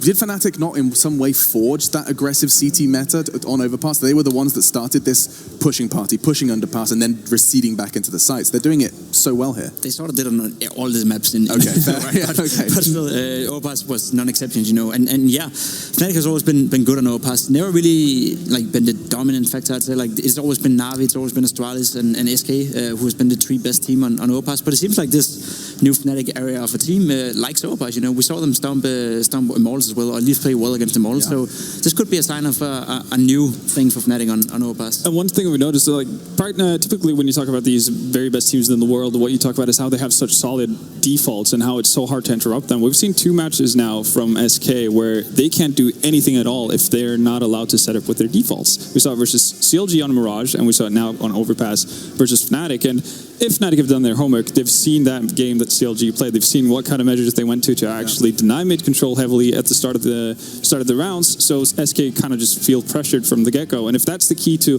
breaking down the SK defense, I feel like Fnatic has a pretty good chance of actually doing this on Mirage. Starting to feel better about my Fnatic prediction. Yeah, I'm starting to feel worse about mine. Yeah, for sure. Let's quickly cover that one then. Mirage, our final map, described as common ground by Dust, and we will explore that now, admittedly briefly, because I know those players, while they do get a mouthful of water, will want to get this game going. We started with, you talked about Immortals. Let's talk about that game first of all, where we did get to see 16-1. Fnatic just essentially did what they just did on Overpass, on Mirage, and we called it a glimpse of old Fnatic. Yeah. What worked so well? Their CT side was just immensely good. They was on a full lockdown. There was simply nothing Immortals could do right in that sense. And I feel they have to pull something like that up again against SK. What worries me for SK is they had a horrible T side against the CLG, and that was partly down to CLG playing really well and keeping harassing them on their CT side as well. So I feel if Fnatic have most definitely watched that game, they have Jumpy as the coach, so he's been seeing that. So if he tells JW to go ham again and go do JW things, I'm worried for SK, because we saw how hard they have it, when they can't do the defaults, when they can't play their game, when they have to find something else, and that's a sign of SK are not where they want to be form-wise right now, because normally when people harass them, normally when they do something against them, SK just finds another plan, and that usually works for them, but it seems like they don't have that second gear right now as they usually have. We always talk on the desks, and this will be the final point from you, Halvor, about having an A but also a B, C, D. Yeah. Perhaps SK have lost a couple of those pages in their kind of hiatus in integrating films. Yeah, somebody's ripped out those pages from their playbook, but I think that's again a natural process that you have to go through when you bring a new member in. You have to refine and define things, and in the defense of SK, what they had been doing, leading up to this point, had been working really nicely with setting up for their default. They hadn't really been pressured to the point where they didn't know what to do. So yeah, it should be a tough one for them. Okay, there you go. Scene set. Nothing more to be said other than by your casters and by the gameplay that will be on stage here in Jönköping. This is the DreamHack Astro Open Grand Final map. This will be nothing else. Mirage is where this will end, and we will crown a champion. So much on either side of the stage. On the Brazilian side, not only do they have some fans in the crowd, admittedly few, but also they have an opportunity to start and break that curse. Unable, not once, to get a best-of-3 win versus this Fnatic roster on the other side, who have been in a drought, in the words of Dust. Yes, indeed. Unable to lift a trophy in over a year. This is where they want to start it ahead of that major. That is the story as it stands, and we'll be finding who will be adding an extra chapter to their story after our break. It's going to be explosive. Boom! EO is a sponsor that we need to talk about. There it is. Csgo Training Academy. Be sure to check it out. 1v1s, you get your pre-8, pre-fires, and you get even Fallen. The man himself is teaching you smokes. Be sure to check it out. One of our sponsors, and when we come back, it kicks off. Mirage will be the final battlefield between SK and Fnatic.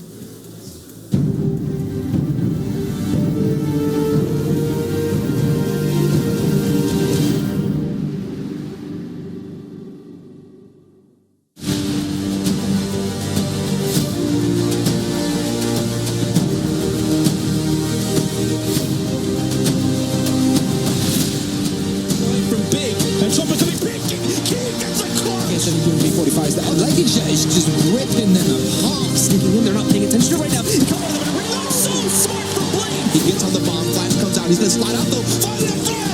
There he switches over to the pistol for a second. He's looking for a third and all.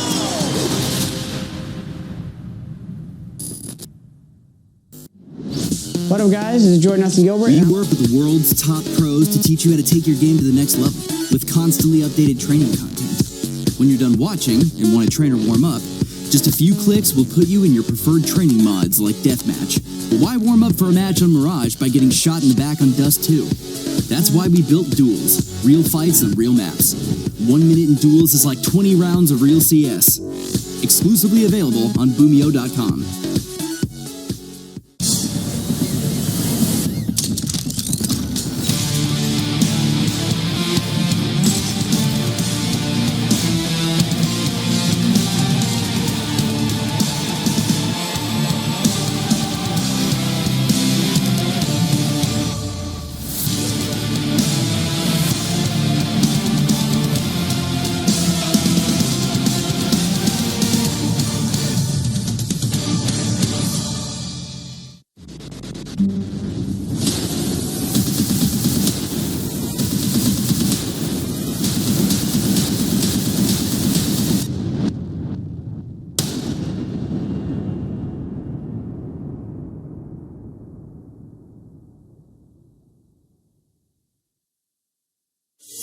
Athletes aren't just born. They're molded from the core.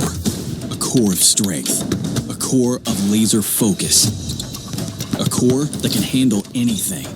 A core that sweats the small stuff. A core that's the difference maker. Game changer, world shocker. You see, hard work makes the athlete. But the edge of a Core i7 processor makes you unstoppable.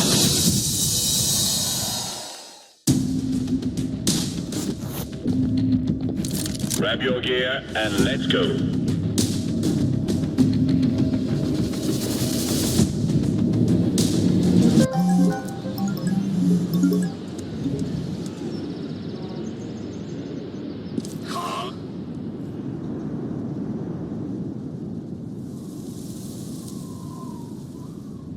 With the Strafe Esports app, follow your favorite teams and players, and you'll never miss a match again. Strafe, everything esports. Download now on iOS and Android.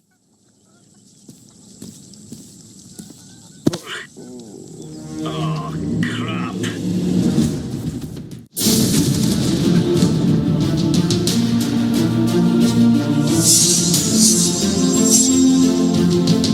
Exclusive Black Equalizer brightens dark scenes without overexposing bright areas. Use the S switch to quickly access the setting and switch between save modes.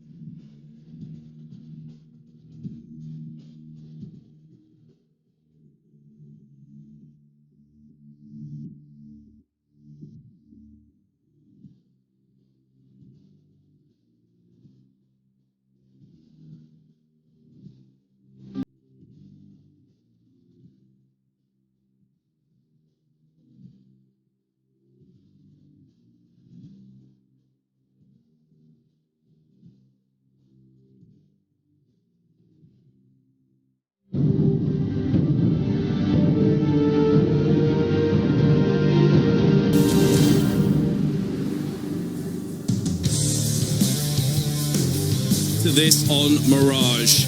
SK Fnatic.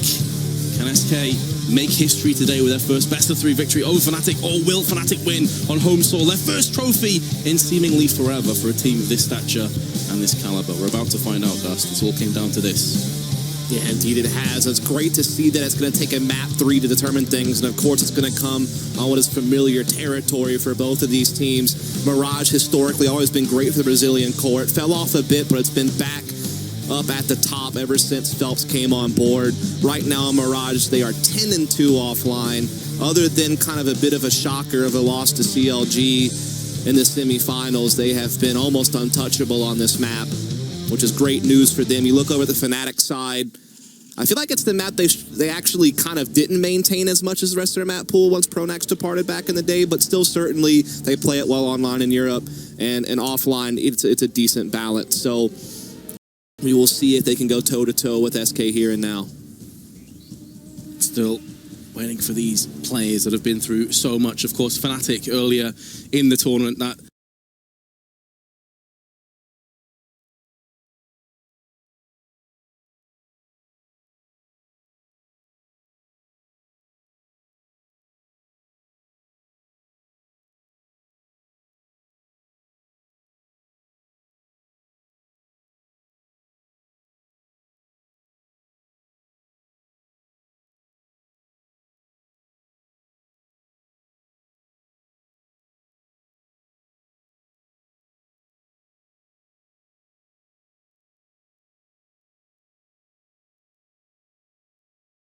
Fnatic.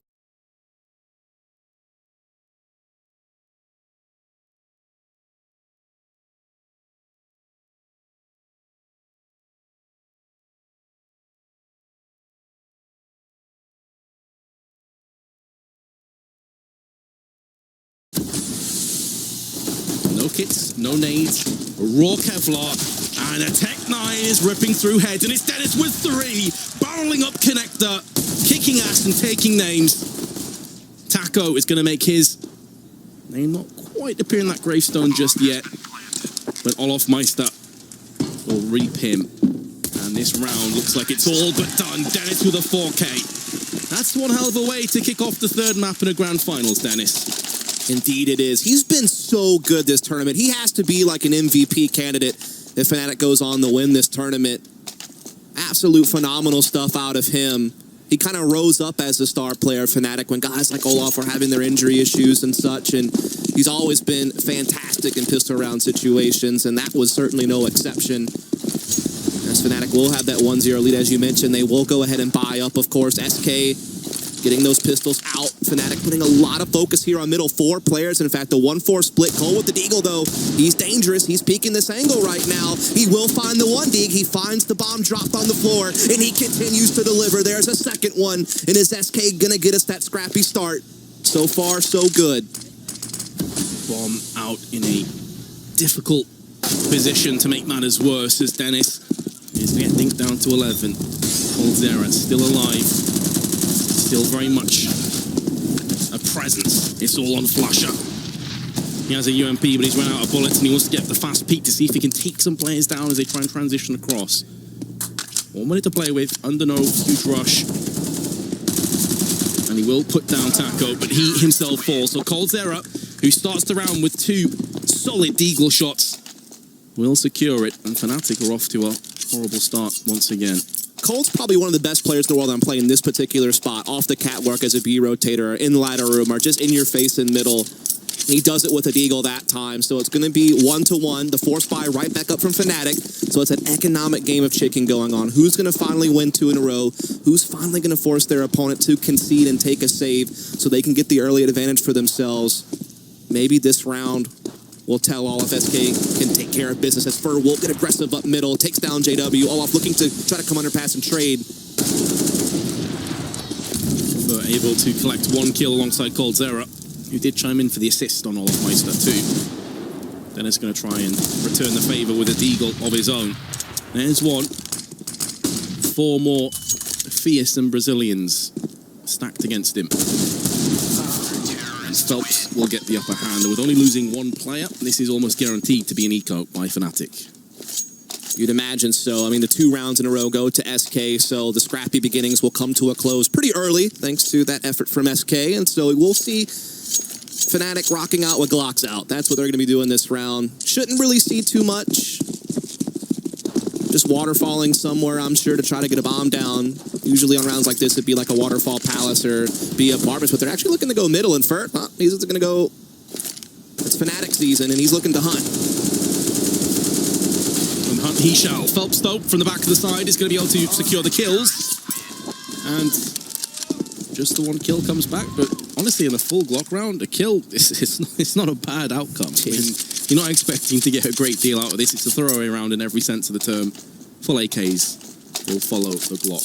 Yeah, some cliff notes for Fnatic T side. I mean, we noticed they like to play default a lot nowadays, but this is one of the maps they still like to do a lot of faster pace executes. And the A side, they have a lot of different smoke setups. Another key difference you'll notice on Fnatic these days, Olaf used to be so well known for mid control and playing that ladder room. That was his trademark spot on T, to really manipulate rotates out of mid. This time, he lurks outside the A bomb side a lot now. And Flusha a little bit more actively engaged towards mid.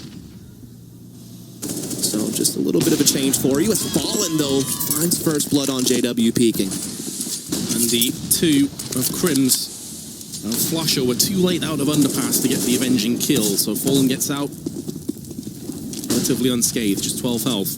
Falls off him. Fur in window, accompanied by Coldzera, who's in ladder. That nade actually somehow misses out again. Just the S-nade thinks. Coldzera does do a bit of chip to Crims. But although mid-control is falling the way of Fnatic, they only have a HE to play off now. And they've lost Crims. This is looking excellent on the side of SK Gaming. Yeah, you could see the attempt at boosting window, but they got run through the blender. Coldzera up inside ladder room. They had another player window as well. So they make no forward progress. Now they'll try to go catwalk, but there's no smoke to stop Fur as he's inside. He's on the other side of that stair smoke. He's going to stick around for a bit more damage. Cold finishing off the frag, and now it's all on Olaf in a 1-on-4 with really no time, and that bomb way out of his hands. Yeah, that was always going to be the issue once they planted down their limited utility and they got killed. I think it was Crims that died in window. I mean, that was pretty much the round coming to a close. And again, SK come out of it with only the 1 death. This is building up their economy nicely. You've got 11k on Phelps, 8k Coldzera, 6,000 on Fallen, who of course also has an AWP. They are very healthy at this stage. Yeah, they'll be able to farm some extra cash with Taco's UMP. They have the AWP in Fallen's hands. They easily could have the option of getting Coldzera the second one if they so choose later on, as it's definitely one of the most powerful double op setups in the world on Mirage is Cold and Fallen, but they don't need it yet. Meanwhile, force buy for Fnatic again, looking for fast mid control. That nade was brutal to watch, destroying Dennis, JW and Crims, but Crims is able to bounce back with a Tech 9 kill, and Coldzera not quite able to gobble up the frag. I think it was Flusher he was shooting at, who just jumped into window, who will come back with an M4 frag. Okay, that's making this round pretty interesting. Taco dispatches of Crims. Flusher in no place to avenge. Bomb transitioning through the T spawn side. That's one duel they really needed, and Fallen will hold firm on the CT boxes of A. He is by himself though, so he's playing this one very passively for the time being. And Flusher does have a smoke. He's going to be smoking on the connector side, trying to draw out a player into window. Of course, we have the benefit of knowing that's not going to happen. So now Flusher's going to push through that himself. Yeah, also that smoke makes players think that Cat's a threat, and that's what holds Taco in place. He still has to worry about B. Seeing passive positions from SK, they're willing to give up the bomb plant if need be and just play the numbers advantage. They have kits on everyone. They have some flashes to work with. They have superior firepower. As Flusher will continue to creep in. That bomb slowly working up, but it's low on HP, so it's being cautious. Time dwindling. It's fleeting. The pause to Fallen for a brief second is what allowed the peak to come through without being punished. Now Fnatic, who have got the bomb planted, have fallen back into solid post-plant scenarios, and now Dennis is going to make the long, arduous trek all the way around to connector. So Flusher has to stay alive. The bomb is planted for ramp, of course. And to make matters worse now, SK don't have a smoke. They can't force Flusher to peek other than tapping on the bomb itself. Oh, that's one. Nice shot by Fallen, at the very least, as he takes down Flusher. And I was just starting to believe that maybe Fnatic could have pulled it off, but too fast on the trigger.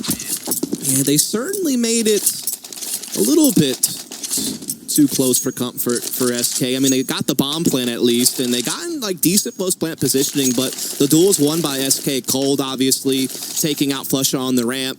Taco cutting off Dennis from wreaking any havoc from the connector. But now Fnatic back onto a full buy. And here's what I'm talking about. This is the one map where they stray away from default the most. And you can see it. They're lining up an early smoke setup on A. It could be the straight line of smokes through the site, not your typical stairs jungle CT, but the one that lines up right through the middle so they can plant inside of it. But falling aggressive on the A ramp could disrupt it. He doesn't, but that counter incendiary, it will slow Fnatic down or force him to take damage. Fallen has to turn tail and run as there's Molotovs everywhere. He seems to run the carpet of fire. Will he feeling victimized at this point? Now Phelps sets up shop on the Molotov, able to get a kill for his troubles, and SK, they find themselves at 4-2 in the lead in terms of manpower. Adding on top of that, the great buffer of rounds that they currently possess. Flusher with 1, 3 more to rinse through. He has seen Fur peeking him from ramp. Saving grace is the time. Flusher doesn't need to get these kills rapidly. Spotted from Catwalk. Taco just going to be biding his time on the CT boxes, and well, this should be the beginning of the end. Flusher's going to get a bomb plant again, though. SK don't really care about that. But can Flusher get the kill onto Taco? No, he can't. And of course, the reason they don't care is because there's full round loss bonus coming anyway. The additional bomb plant is just negligible. It doesn't really mean anything at this stage. Yeah, I mean, I guess it would have been pretty low risk, though, for Taco just to take him out when he knew he was committed. I guess he didn't know for sure. Maybe he thought it was a fake. There was really no one else in position as well to trade off of him, so if he actually went down, then you're just giving Flusher a 1v2 post-plant instead. So, in the end, probably a good thought. And now Fnatic, they have to think about things here and see what they want to do. Because, again, they had that mid-control at their disposal with Olaf playing A, Flusher usually B, and then just trying to work guys like JW, Crims, and Dennis to maintain mid-control. But then off of it, what can you do? Because lately they haven't really been able to get space after that. Like, they haven't been able to get in window room. They haven't been able to make their way up connector or catwalk. So, you know, you can get that foundation, sure, but eventually you have to launch off of it and get into a site, and they haven't done that. Again, the other big thing they like to do besides the default mid-control is some of these smoke wall executes. And you saw them just try to run one, and it didn't work. They got shut down. So most of what they normally run has already been unsuccessful. So I'm wondering, what else do they go to? Do you just go back to your default? You give JW time to work the AWP and hope you can create a bit more space this time around? Or do you go for something faster pace at A again? I mean, that's usually what they do. They have a couple of B apartment setups, but again, typically it's A-heavy stuff or mid. And this time it will be a lean towards the A side, a 1-4, just Flusher lurking middle. And JW's already got a pick on Fer getting aggressive in Palace. Huge on the side of Fnatic. And JW's first kill. He's had a rough start. He has been one of their standout players. It's the vent. Olaf's going to spot Fallen. He doesn't know there's actually a second player in there, which is Phelps. He's getting flashed out of position. Can't see anything now. Smoke's gone in the jungle. And Flusher will pick up from where Olaf left off. Taco and Coldzera, a formidable duo. There's 5 Fnatic members to face off against. Now they're stacked economically. They can go for this retake. Coldzera wants to save the orb, and he's got a full kit of both the weapon and nades. So Fnatic will pick up a second round. The pause has been a success, but they've got to keep it going forward. Is Flusher going to be able to get the drop on Coldzera is now the next question. And the answer is no. Solid flick, but he's down to 13. His position is known. I definitely do not envy his position at this stage. 5 seconds left. And he will go down. And so Fnatic, again, just going for a heavy A setup. The big difference maker here is JW getting that opening pick on Fer's aggression Palace. He knows Fer likes to do that sometimes, so he holds back in Palace and waits for it. And then you see Olaf go to work. Again, he's been big throughout the tournament. He's another guy that could be an MVP candidate Fnatic go through alongside Dennis. Short of that one Mirage troublesome game against Cloud9, he's been great throughout the rest of the tournament. He needs to step that up again here as they have another opening pick thanks to the nade stack from Dennis and Olaf Meister. That's Phelps down in the window. Op still out from Fallen, and Fer still here in connector to try to help patrol middle. But it's just Fnatic falling back into their default. The difference is Olaf is out in mid. They have JW, actually, again, trying to work Palace. Looking for that angle. Going to get chased off by an Incendiary, though. And they will shift that bomb back over to A. In fact, they're all heading that direction now, except for Krim. So, again, looking to see if they can make heavy A work. Getting the opening pick, as they did last round, I should say. It's going to bode well for them. This heavy ordnance, just a barrage of ordnance in window that dispatched to Phelps. First trying to fill in his shoes. JW hasn't really budged an inch for the longest time. He's still looking out here. And with no smokes in his eyes until this point when the set play is starting to come in. May have to look elsewhere. Fallen perched on the CT boxes. Is waiting for a pixel to execute off. And JW could be that man. As the peak comes in, but JW actually drops in. Fallen will be bitterly disappointed he came out second best in that confrontation, and that could be all that Fnatic need. All they require to force their way on the side, but no one is covering Dennis. He got the bomb planted just before he died. I think it was like a matter of a millisecond. So that's one place where Fnatic can count themselves lucky. But it still will make this an even affair. Crims will not miss out on his chance. He does get tagged down to 12, but now it's on Caldera, and he will fall the same way. JW is starting to find that same form that saw him coast through the last two maps. And again, it's JW, the catalyst for a round for Fnatic. These heavy A setups are going Fnatic's way, and it's really the fact that JW are getting these impact frags like that one. He finishes it off for a couple of more. Has a hat trick of a round, and so there you have it. Fnatic, they're creeping back in. SK are off to a roaring start, but now it's starting to turn into more of a whimper. But they still have a good buy here, and they're going to get aggressive on A ramp now with Taco. And Phelps has that CZ up close as well. It's another heavy A from Fnatic, but SK will be right in their face. Playing a little bit too deep to bother Phelps, who is going to charge through right now. And Taco and Phelps both claim kills that can now turn their attention into Palace. It's gone horribly wrong. In a matter of 1 second, Fnatic's hopes and dreams of attacking A were dashed. And already, Flush has decided, okay, A hasn't worked, let's try our hand at mid.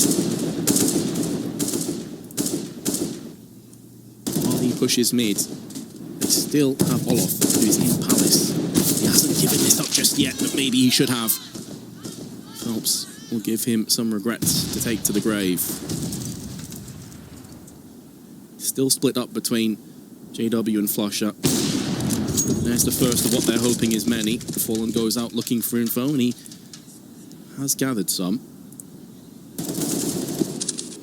And now it's all on Flusher's shoulders. That looked on to me. Kind of unfortunate not to get the kill outright, and Phelps will take down Flusher afterwards. Maybe it's a leg shot, didn't quite catch it. Either way, Fnatic have lost the round. They will be able to come straight back with a buy, though. Although Dennis is on 3.5k, so he has a decision to make. Yeah, again, it was just Fnatic trying to look for one of those heavier executes that have been working for them, but the difference was the aggression from SK on the ramp. Crim's catching a kill under the smoke. Able to reposition under balcony and find another as well. So just kind of disrupting Fnatic's process in that round. This means that Fnatic will change it up a little bit, but SK again hunting for early action. Fur gets to trade with Flusha, so it's a 4-on-4 early as Fnatic trying to get that mid control again. They actually have Dennis sitting outside of A, so they're kind of shifting that position a lot. They're not keeping it consistent. I mean, it's usually been Olaf doing this, but they're kind of moving the personnel around a bit. They do have that op on JW. He's trying to find something at middle. No one giving it to him. SK getting aggressive here at B Apartments as well. Bit of a bait setup. You see Taco's in deep. Some gunfire being drawn from Van to try to sell that. That's where the big point of contact was. But Taco, he's got this up close angle. You gotta wonder if that will play into the round at all. And he's also by himself, so if he is to fall, then B is very much ripe for the taking. Heavy stack on A. Flush is going to go for the peak, and it's a laboured confrontation, but Taco will come out ahead. Now the push comes in. Taco deciding to back off towards the slightly spring through the wooden panels, not too far off, and landing some headshots, but Olafmeister is going to give Coldzera a haircut. Taking it clean off. Taco gets actually a kill on Dennis, who burns to a crisp on the van. Bomb planted in amongst the mayhem. And Olof and JW, two of the better performing members of Fnatic, in a clutch to try and salvage this half. Olof has already got 2 in this round. He'll be hungry for more. And he will land another one. Has time to reload. And now this is very much in the realms of possibility. Olofmeister, can he wind back the years? Yes, he can. And Fnatic are ecstatic about it. A 4th round will go their way. And a 4th kill will go Olofmeister's way. Excellent. Again, it was those 2 on stage, Olaf and Fallen, and they're the ones that keep delivering these clutches. This time it's Olaf. Things were getting a bit dicey here, as Taco was doing pretty good in the B apartments to save face, but he still fell in the end, and Fnatic have a 4th round, and now they're really closing that gap. It was starting off one-sided here in map 3, but Fnatic are having none of it now, as you see them picking up the pace towards the B side with Flusha, who's really trying to put that pressure on Balcony early. Meanwhile, though, Phelps, he pushes underpass, he takes down Crims, and that's been where SK's been successful, when they've gotten aggressive on Fnatic at middle or on A ramp, and now underpass also coming through. They have the instant 5-on-4. Olaf is back to his old position at A, trying to find the exchange, but so far... Oh, there you go. Never mind. Well, I see your smoke, and I raise you a headshot. Get off my server. Did you see me last round? Do you know who I am? Meanwhile, Taco in the B-apps has the best weapon SK currently possess, and he has made it work. JW, one of his kneecaps just got blown off. He's going to be wobbling for the rest of the round. Interesting to see Taco with it. Normally Cole would be the guy to have the AWP on the B side of the map off Catwalk, but they're going to trust Taco to anchor B with it. It does happen sometimes. It's rare, but it's there. And Olaf, he's looking for more blood here at middle. What's that molly on window? It's going to force no vision. Was always going to be struggling, even if he got the kill. Very unlikely he survives that confrontation.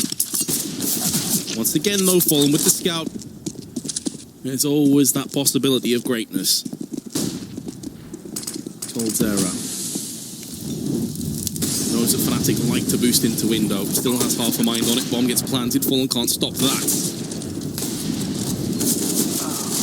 Brilliant shot onto Dennis, in fairness to Fallen, but it's likely not going to be enough to get them this round. Coldzera up against the inform Olofmeister. 2 of CSGO's best. Oh, and there we have it. JW goes down, but the bomb is planted in a horrific position. Coldzera is hoping for a pixel, and he finds one, but so does Olof. And that's all he requires. Another 4K. And there you have it, Fnatic. They have now won 4 out of the last 5 rounds to be right in striking distance of SK's lead. And when you start considering the money situation SK are up against, it's looking bright for Fnatic here on home turf, as it'll be Fallen with the MP9. Usually it's Fur that totes that thing around. He's very well known for it, particularly on Mirage, but Fallen will have his crack at it.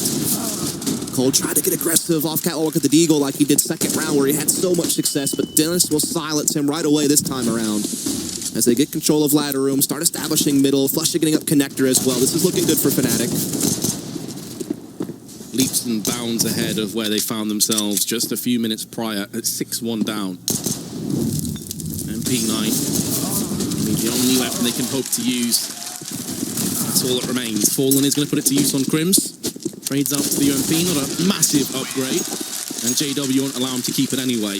We are all even in the third, well, just off even, I should say, 7-6 in the third map of the grand finals. Neck and neck.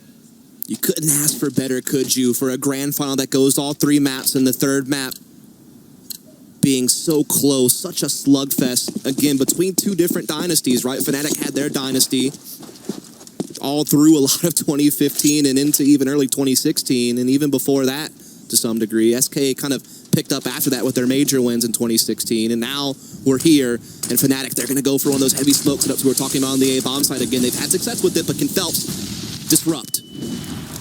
Flusha has been told, go ham. He has the bomb, though. It's not a great position to drop it in. And Phelps is going to punish not just him, but also Dennis. Crims will not allow him to get a triple. And although Fnatic have got themselves a kill back, the bomb is still in such a sketchy position. The arduous task of picking it up. The trek towards A begins now, and Crims is going to be the point man. Fallen again, scout in hand. Landed a kill from here in the last round, or the one before, I should say. And bullets whizzing past Crims. It's like he tried to go grab that bomb, but he couldn't find it, and so they're still down a man. The bomb's still down in such dangerous territory, but Olaf is back, and oh my goodness. He's going to knife him, obviously. It has to be, right? Nope, because JW turns around, but Taco gets the kill nonetheless. I think he wanted to knife, though. Oh, yeah. That's safe to say. Crims missing out on his opportunity there to dispatch of Foot, but Olaf will pick up the pieces. They still don't have the bomb. If they did, they'd love to trek straight through window towards B. What a nightmare that bomb drop has ended up being. It's just completely shifted the dynamic of this round. Coldzera gets flashed, but still lands the kill. And now it's up to Olaf, with 15 seconds to carve a masterpiece of a clutch. Time against him. He's outnumbered. And in credit to SK, they've played this flawlessly. They are not allowing him to get anything done. Nice shot through the boxes, Olaf, but it doesn't matter. You've still lost the round. 8-6. But the AWP will keep going through. That'll be a pretty decent buy going through to the last round. Both teams' economy has been battered for this final round, actually. Indeed it has. It really comes down to these kills from Phelps. That smoke setup can really isolate Phelps because there's no assistance coming from jungle or stairs, yet he mans up and finds 2 frag, which is pretty good given the situation. And then where the bomb dropped, that was obviously devastating for Fnatic. It played a role throughout the rest of the round. They never were able to really get to it. And so SK, they make it 8-6. Last round of the half, it could be the closest score possible, or SK might get that slight little edge. Going into the next half, as again, they have Olaf with the op in middle. Usually it's JW doing it a lot on this particular map. I know Olaf likes to do it on Inferno because JW plays apps, but JW has really been the primary op lately for Fnatic, but he hasn't really seen it so much. Again, though, this team has always been known to kind of be musical chairs with the op at times, and they're going to try something different. They've really never done a heavy apartments push like this. Turning a new page. Coldzera hears the pitter-patter of footsteps above him. And he knows it's time to go to work. JW puts him off sick. Taco, headshots being delivered first class. There's just a swarm of terrorists to greet him. And Fallen's Mag 7 has so much work ahead of it. Just going to switch to the USP for range. Call may have came through a couple players alone, not necessarily important. 8-7 continues to be an incredibly tense, close grand finals. Oh, you gotta love it. You're in map 3 and you have an 8-7 half. Couldn't get any closer than that. Again, it's just Fnatic throwing out something a bit new. They haven't done this all game.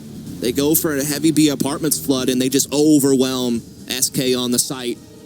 And they make the margin as close as it gets. 8-7 as we roll into the second half. Who will get that pistol? Who will get that slight edge? That's going to be the question to answer next. It's either Fnatic tying it right up or SK pulling out just a bit more in front. As again, SK 10-2 offline on Mirage. Outside of losing to CLG in the semifinals and one other occurrence, they have been dominant with this 5 on this map. Fnatic, though, obviously the core of this team, no strangers to Mirage, and they've done well to keep this close. No strangers to close finals, no strangers to being in this position over and over again. It's been a while, though. I'm sure that feeling doesn't wear off. Plenty of veterans on both teams. Some of the world's finest and brightest. And it all comes down to this. Second half gets underway, and SK showing, they want to get hot and heavy. 2 Molotovs have been selected. One of which is going to greet JW, forces him out. Dennis gets smoked just in the perfect time. Phelps is going to take some damage, but he wants to land headshots, and he's got 1 already. Going to spin around, he's actually going to get 2 from that position. That is absolutely crazy. Fnatic have lost 2 players that definitely should have got an avenging frag, and Phelps isn't done just yet. Doesn't even have to go peeking for this. If he just stays in window, that in amongst itself is going to be worth so much for the T's. Olaf trying to connect some headshots, trying to claw Fnatic back into this round, but he's actually going to concede one of his own. 2 health now. Flusher takes out Phelps. But there comes Fur with 2 of his own, picking up the slack from Phelps. And Olofmeister, not long for this world. SK have picked up the second pistol. And that's going to do the world of good to their hopes of winning this event. Absolutely. Phelps just making plays happen. Just remember this, Phelps and Window Room, they go together. Ever since he's been on SK, he's been wreaking havoc in this area of the map on the T side. That's been one of the big things he's added to their mid control, even on gun rounds, is that tag team combo of Phelps and Fur, and how they're able to work together to make things scary for their opponents in Connector and Window Room. And this time Fur coming through underpass, takes out Dennis. Fnatic trying to be aggressive with this force buy of pistols, but so far, there's been no success on there, and it's been all SK as Fur continues to rack up cash with the map 10. It's already paid for itself and more at this point. I don't want to put any negative vibes out there for Fnatic fans, but keep in mind that Overpass ended 8-7 after the first half, and then SK Gaming just turned it up a few notches. Let's hope there's not a repeat performance here. That's the thing, like, Fnatic are going to be struggling because SK's playbook is so deep on Mirage. Fnatic's nowhere near that as far as what SK can come up with and how crafty they can be. We'll get to that later if need be, as right now we're in a 2-on-3 where Olaf, he has a little bit of a chance here. Got the Galil in armor. There is a glimmer of hope, albeit low. Very small. Some damage inflicted to Coldzera, who's going to move slightly. Still using that bench as a shield. Olof's down and out alongside Crims. SK pick up a 3-round lead. It will be an eco. Yeah, the force doesn't work, so Fnatic will have to tap out here on a USP buy.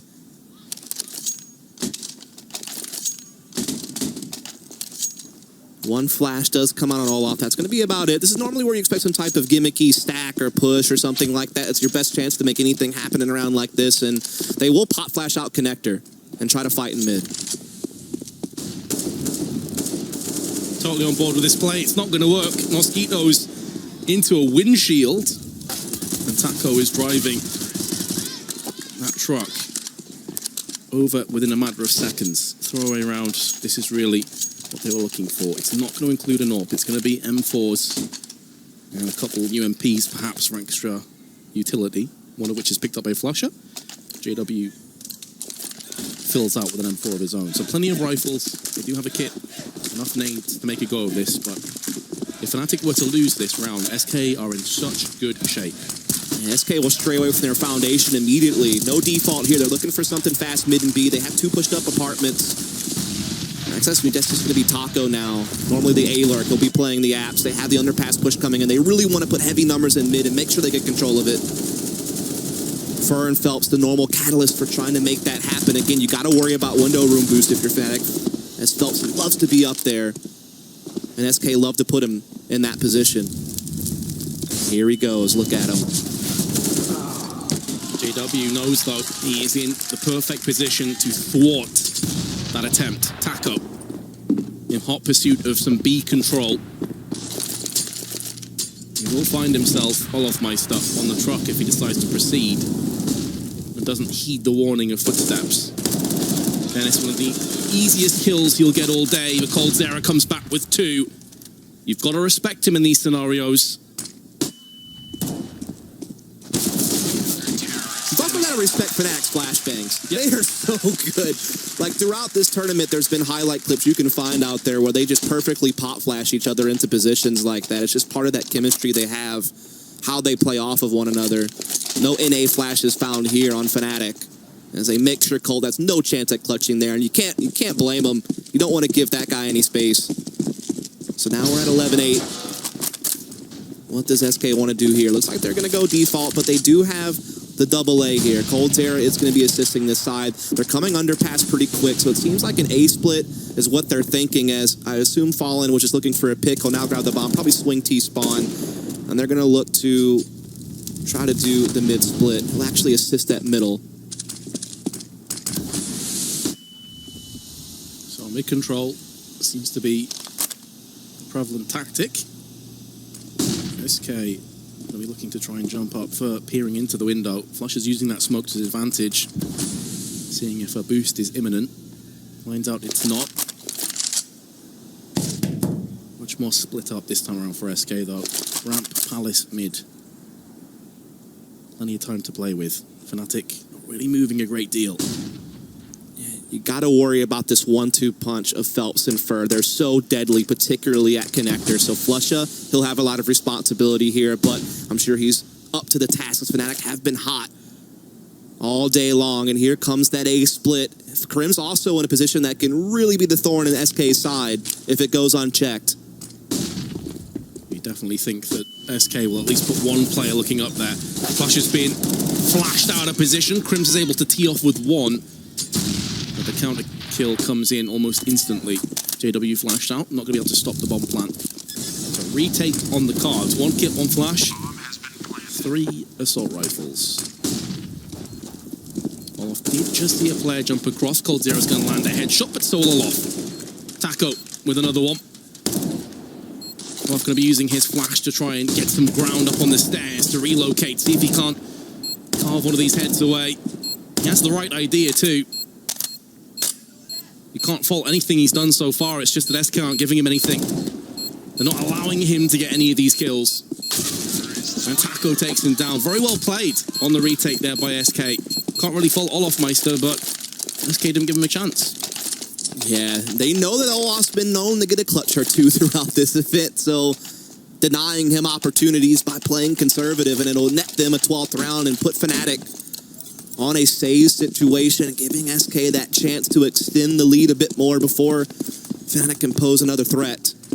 They will open up as default as it gets for SK. Taco out alone, A solo. The rest looking to get that mid control. No real challenge from Fnatic, though. They are stacking towards the A side and window.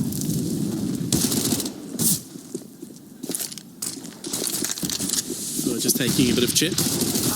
Will go down to the hands of Flusha. It's only a Mach 10 though. The expendable weapon has fallen. Now coldzera is able to clean up the rest alongside the man himself with a Tech 9. Elsewhere, Olaf tries to push around the back and he's going to meet his demise to the hands of Taco. And this round going as expected. Fnatic will be trailing by 5 rounds. Not in great shape.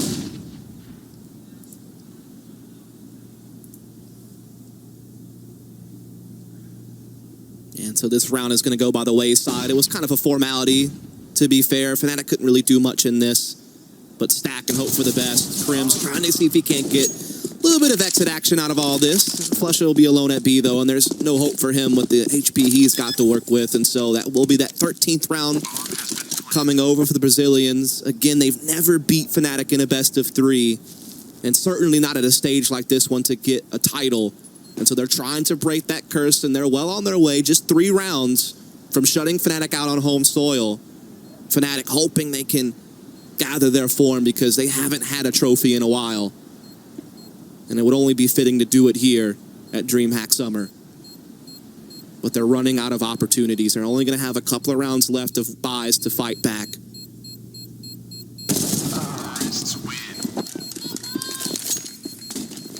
coldzera will be serving Flusha his final meal in kitchen, and now the timeout has been called. Fnatic, funds don't look too great. Dennis is on 3.4k, JW's on 3.6. They're going to be able to get an AWP. They are going to force into this.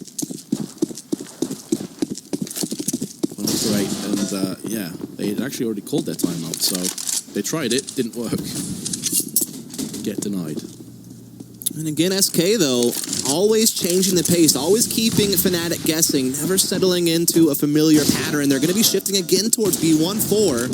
Olofmeister misses his shot at middle on Phelps, who's lurking around, but the real action is over here towards B. But, oh, JW with the Mach 7 up close.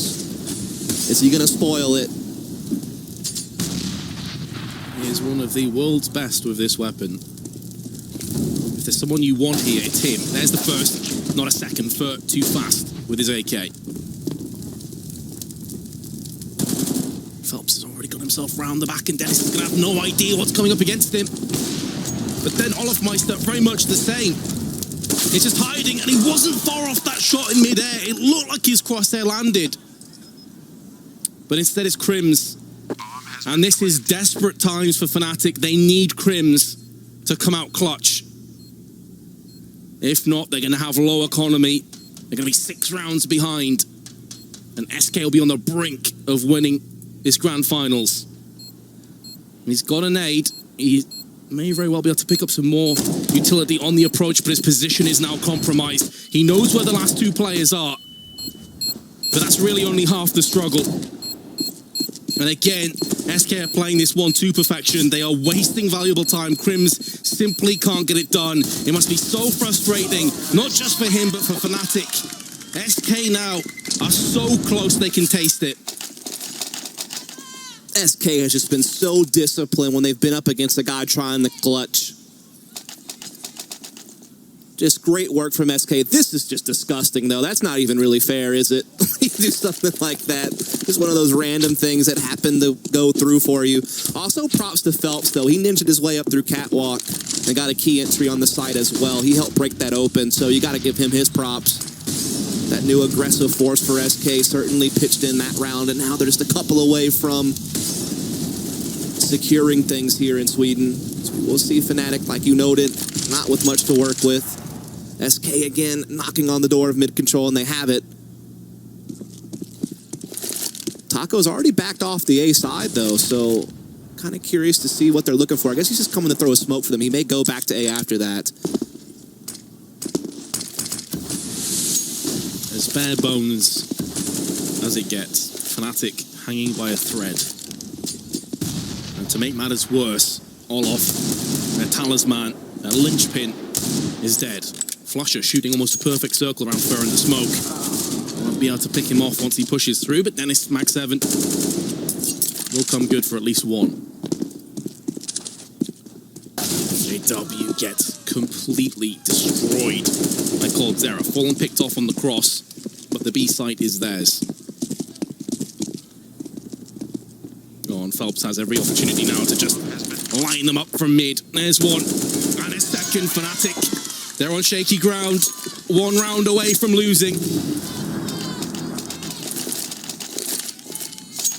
The buy is not really that much better in this round, is it? They do have the M4 out on the Dennis, and he's been a monster. JW on the scout certainly can do you something, but it is slim pickings for Fnatic. They're running out of time to come back here. They'd have to force an OT at this point, which would be great to watch, sure, but chances are minimal. Fnatic trying to force the issue, getting aggressive on middle, but are forced to backtrack after not finding what they were looking for. It is once again double A set up for Fnatic, or excuse me, SK, so again, I would expect some type of connector split here as Fer comes up underpass. They want to get that 1-2 punch of Phelps and Fer up that way and try to split this A bomb site. With Taco and Cold waiting with open arms at A. The aggression, though, will come out. That'll even help SK out more. Already a 5-on-4. They may not expect a second player to traipse into ramp. That's going to be Crims, and he's holding the close angle. Fer is going to get the drop onto Jade. In fact, it's Dennis. JW's moved out of position, and he's going to get the shank. You knew it was coming eventually. There's been a number of opportunities, and now Fer's going to get himself a second. Flash into the eyes of JW, and a third, and they're finishing this one in style. Olofmeister, where's the Mag 7? Going to be able to trade to the M4. This would be one of the best clutches of his career if he pulled this off. To make matters worse, he's on a carpet of fire. Through the CT side he will move. He's going to have to channel every bit of that talent, every bit of that skill to clutch this round. There's the first. Position now is known. All 3 players will have their sights trained on his location. And there we have it. The final kill. And SK finally break the curse. They take down Fnatic in the best of 3, and they are the DreamHack Summer 2017 champions.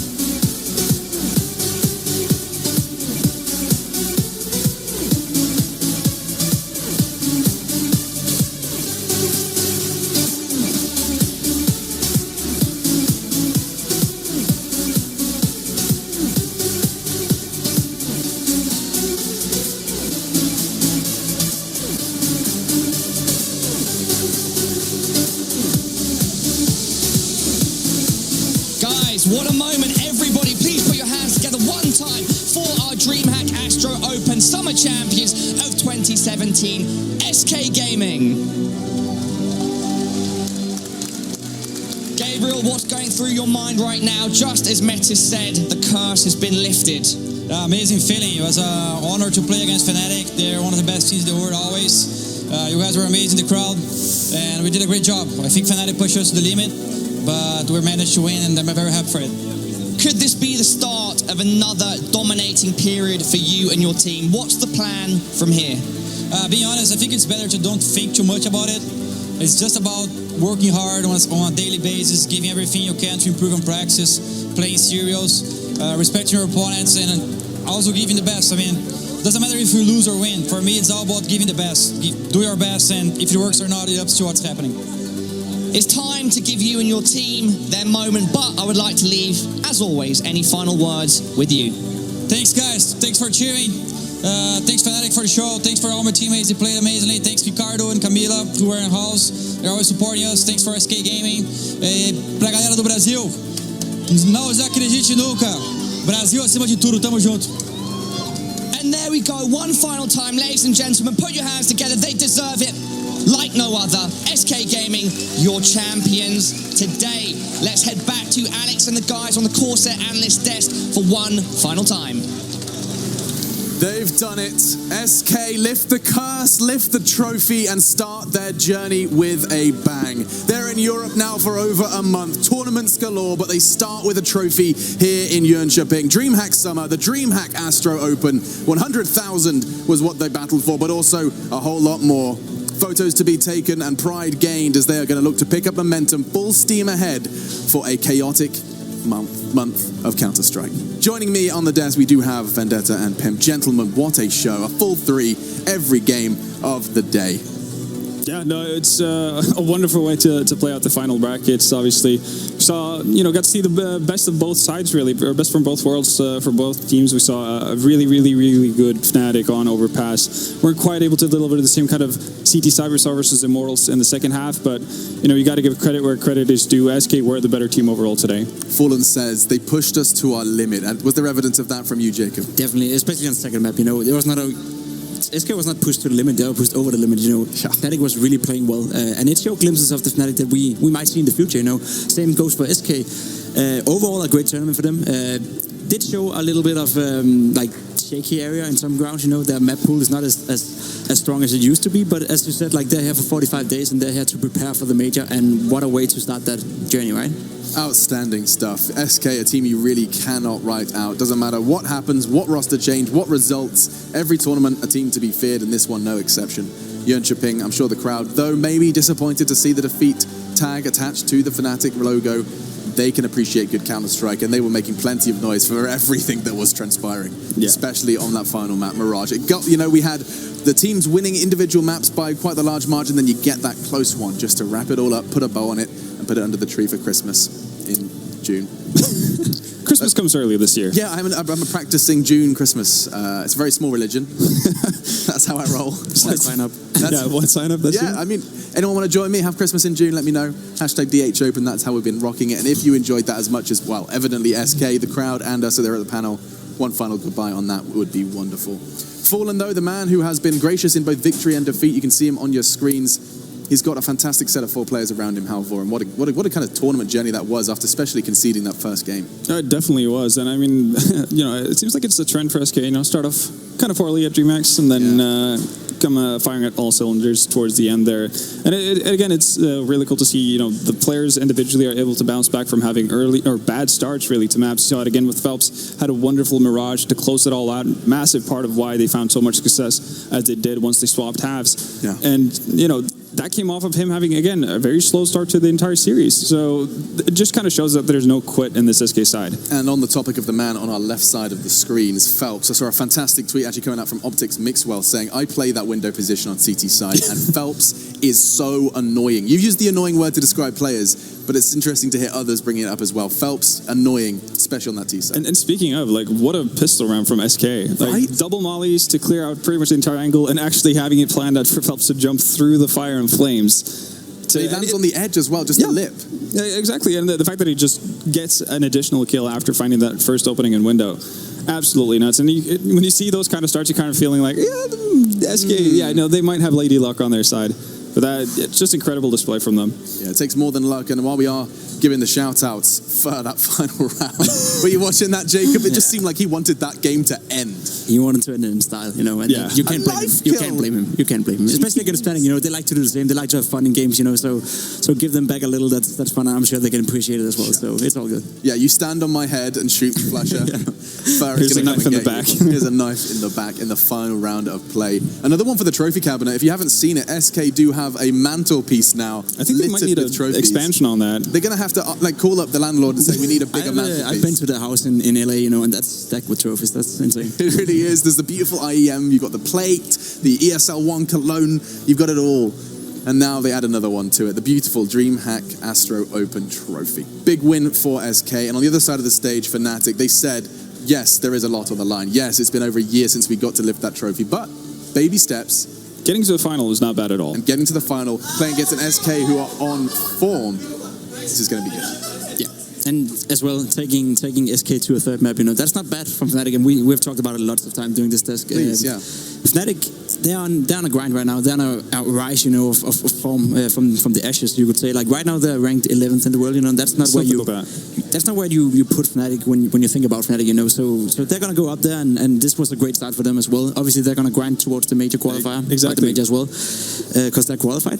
So it's gonna be great to have all those great teams in form, and tournaments like these, DreamHacks and like the lesser important tournaments, you'd say, like they're always great to see where team stands and see new tendencies. You saw the new gun round, pistol round from SK there. That's something we're going to see at the major as well from some other team, because we do copy from each other as well. So it's just fun. Creativity is dead. I think fun has been this weekend, just hanging out, getting to see the two ends of the Counter-Strike spectrum. You've got the 14, 15-year-old kid in his sleeping bag playing some matchmaking, and then 100 meters away you have the world's best duking it out. That is DreamHack Summer. That is what it's all about.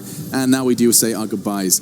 Jacob, pleasure to. This is our first time working together. You're a bit of a beast in and out of game. It's been okay. It's the first time together. Yeah, I had lots of fun. It's my second time doing this, and while not playing, it's a fun way to keep myself busy, and I like it. So still talking about Counter-Strike, whether or not you're playing it doesn't matter. It was a good load of fun. Still got that itch. It's okay. We've definitely upset Pimp with our green room antics for sure. Halvor's used to it by now. He's comfortably numb. I'm joining in on the songs by this point. Yes, we did sing some JoJo. Yeah, it was fantastic. Don't do it again. I'm not going to do it again. Anyway, spitting bars and fun and antics aside, more fun for you can be found outside of this event. There are 9 open stops. That's right, there's 9 of these. This story, 9 times, copy and paste it. It's all coming your way, and you can actually be part of it. Do be sure to check it out, as there's so many. In fact, I had to write them down. Let me make sure I get this right. Valencia, check out the sun in Spain. You've got Atlanta, Montreal, Denver, Winter. Get some poutine. Get some poutine in Montreal. It was all right. I didn't like it. It wasn't great. But there is Counter-Strike. You're really selling if you don't like poutine, there's Counter-Strike. That's what's happening. You can see where to go. Atlanta is your next stop on this tour around the globe with DreamHack. It's been a pleasure here in Jönköping. It's always going to be wild, and it's certainly no exception this year. For now, though, one final reminder of our sponsors. We wouldn't be here at this time talking about games if it wasn't for some of them. Monster Energy, of course. Big thank you to them. Corsair, Astro, Intel. I nearly got them all. Zowie, there they are. And one final thank you to the app that keeps on giving. Strafe on your Palm device, iOS and Google Play, keeps you up to date with all of the antics of this event. Who's playing well? Check it out and keep an eye on the stats as well as what they're up to when they're live and what's going down. It's been fun. I'm running out of air in my lungs, so we should probably say goodbye. I did all of that without taking a breath. That was quite impressive. I didn't realize how long I was going to be speaking. You've been doing that a lot today. Yeah. Get some sleep. Drink some Monster Energy. There we go. I need to get paid for these flags sometime. It's been fun. Thank you so much for hanging out with us. I can tell that you guys had as much fun as we did, so let's just say our goodbyes with nothing more. We're going to go party. You should too, and we'll see you next time over in Atlanta.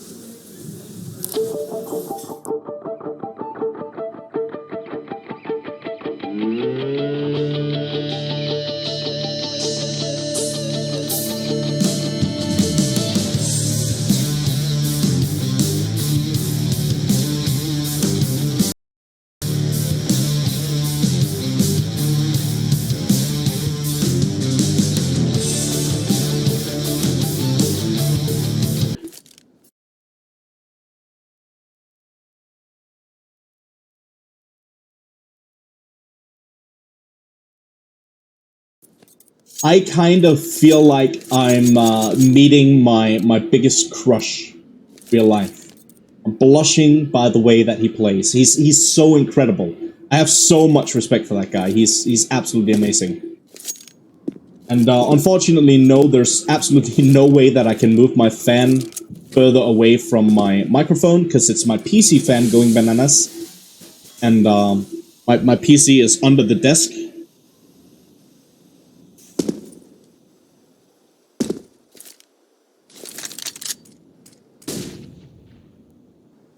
It's not my ventilator. It's not my it's my PC because it's so hot in Denmark, and for some weird reason I didn't set that up when I got this new PC. And I even have whatever. I'll explain it in chat after the game if people are interested. Let's get back to the game. This is what's really important. You can hear a fan. It's unfortunate. Shit happens. 2-0 for Space Soldiers. Wysix on a full eco.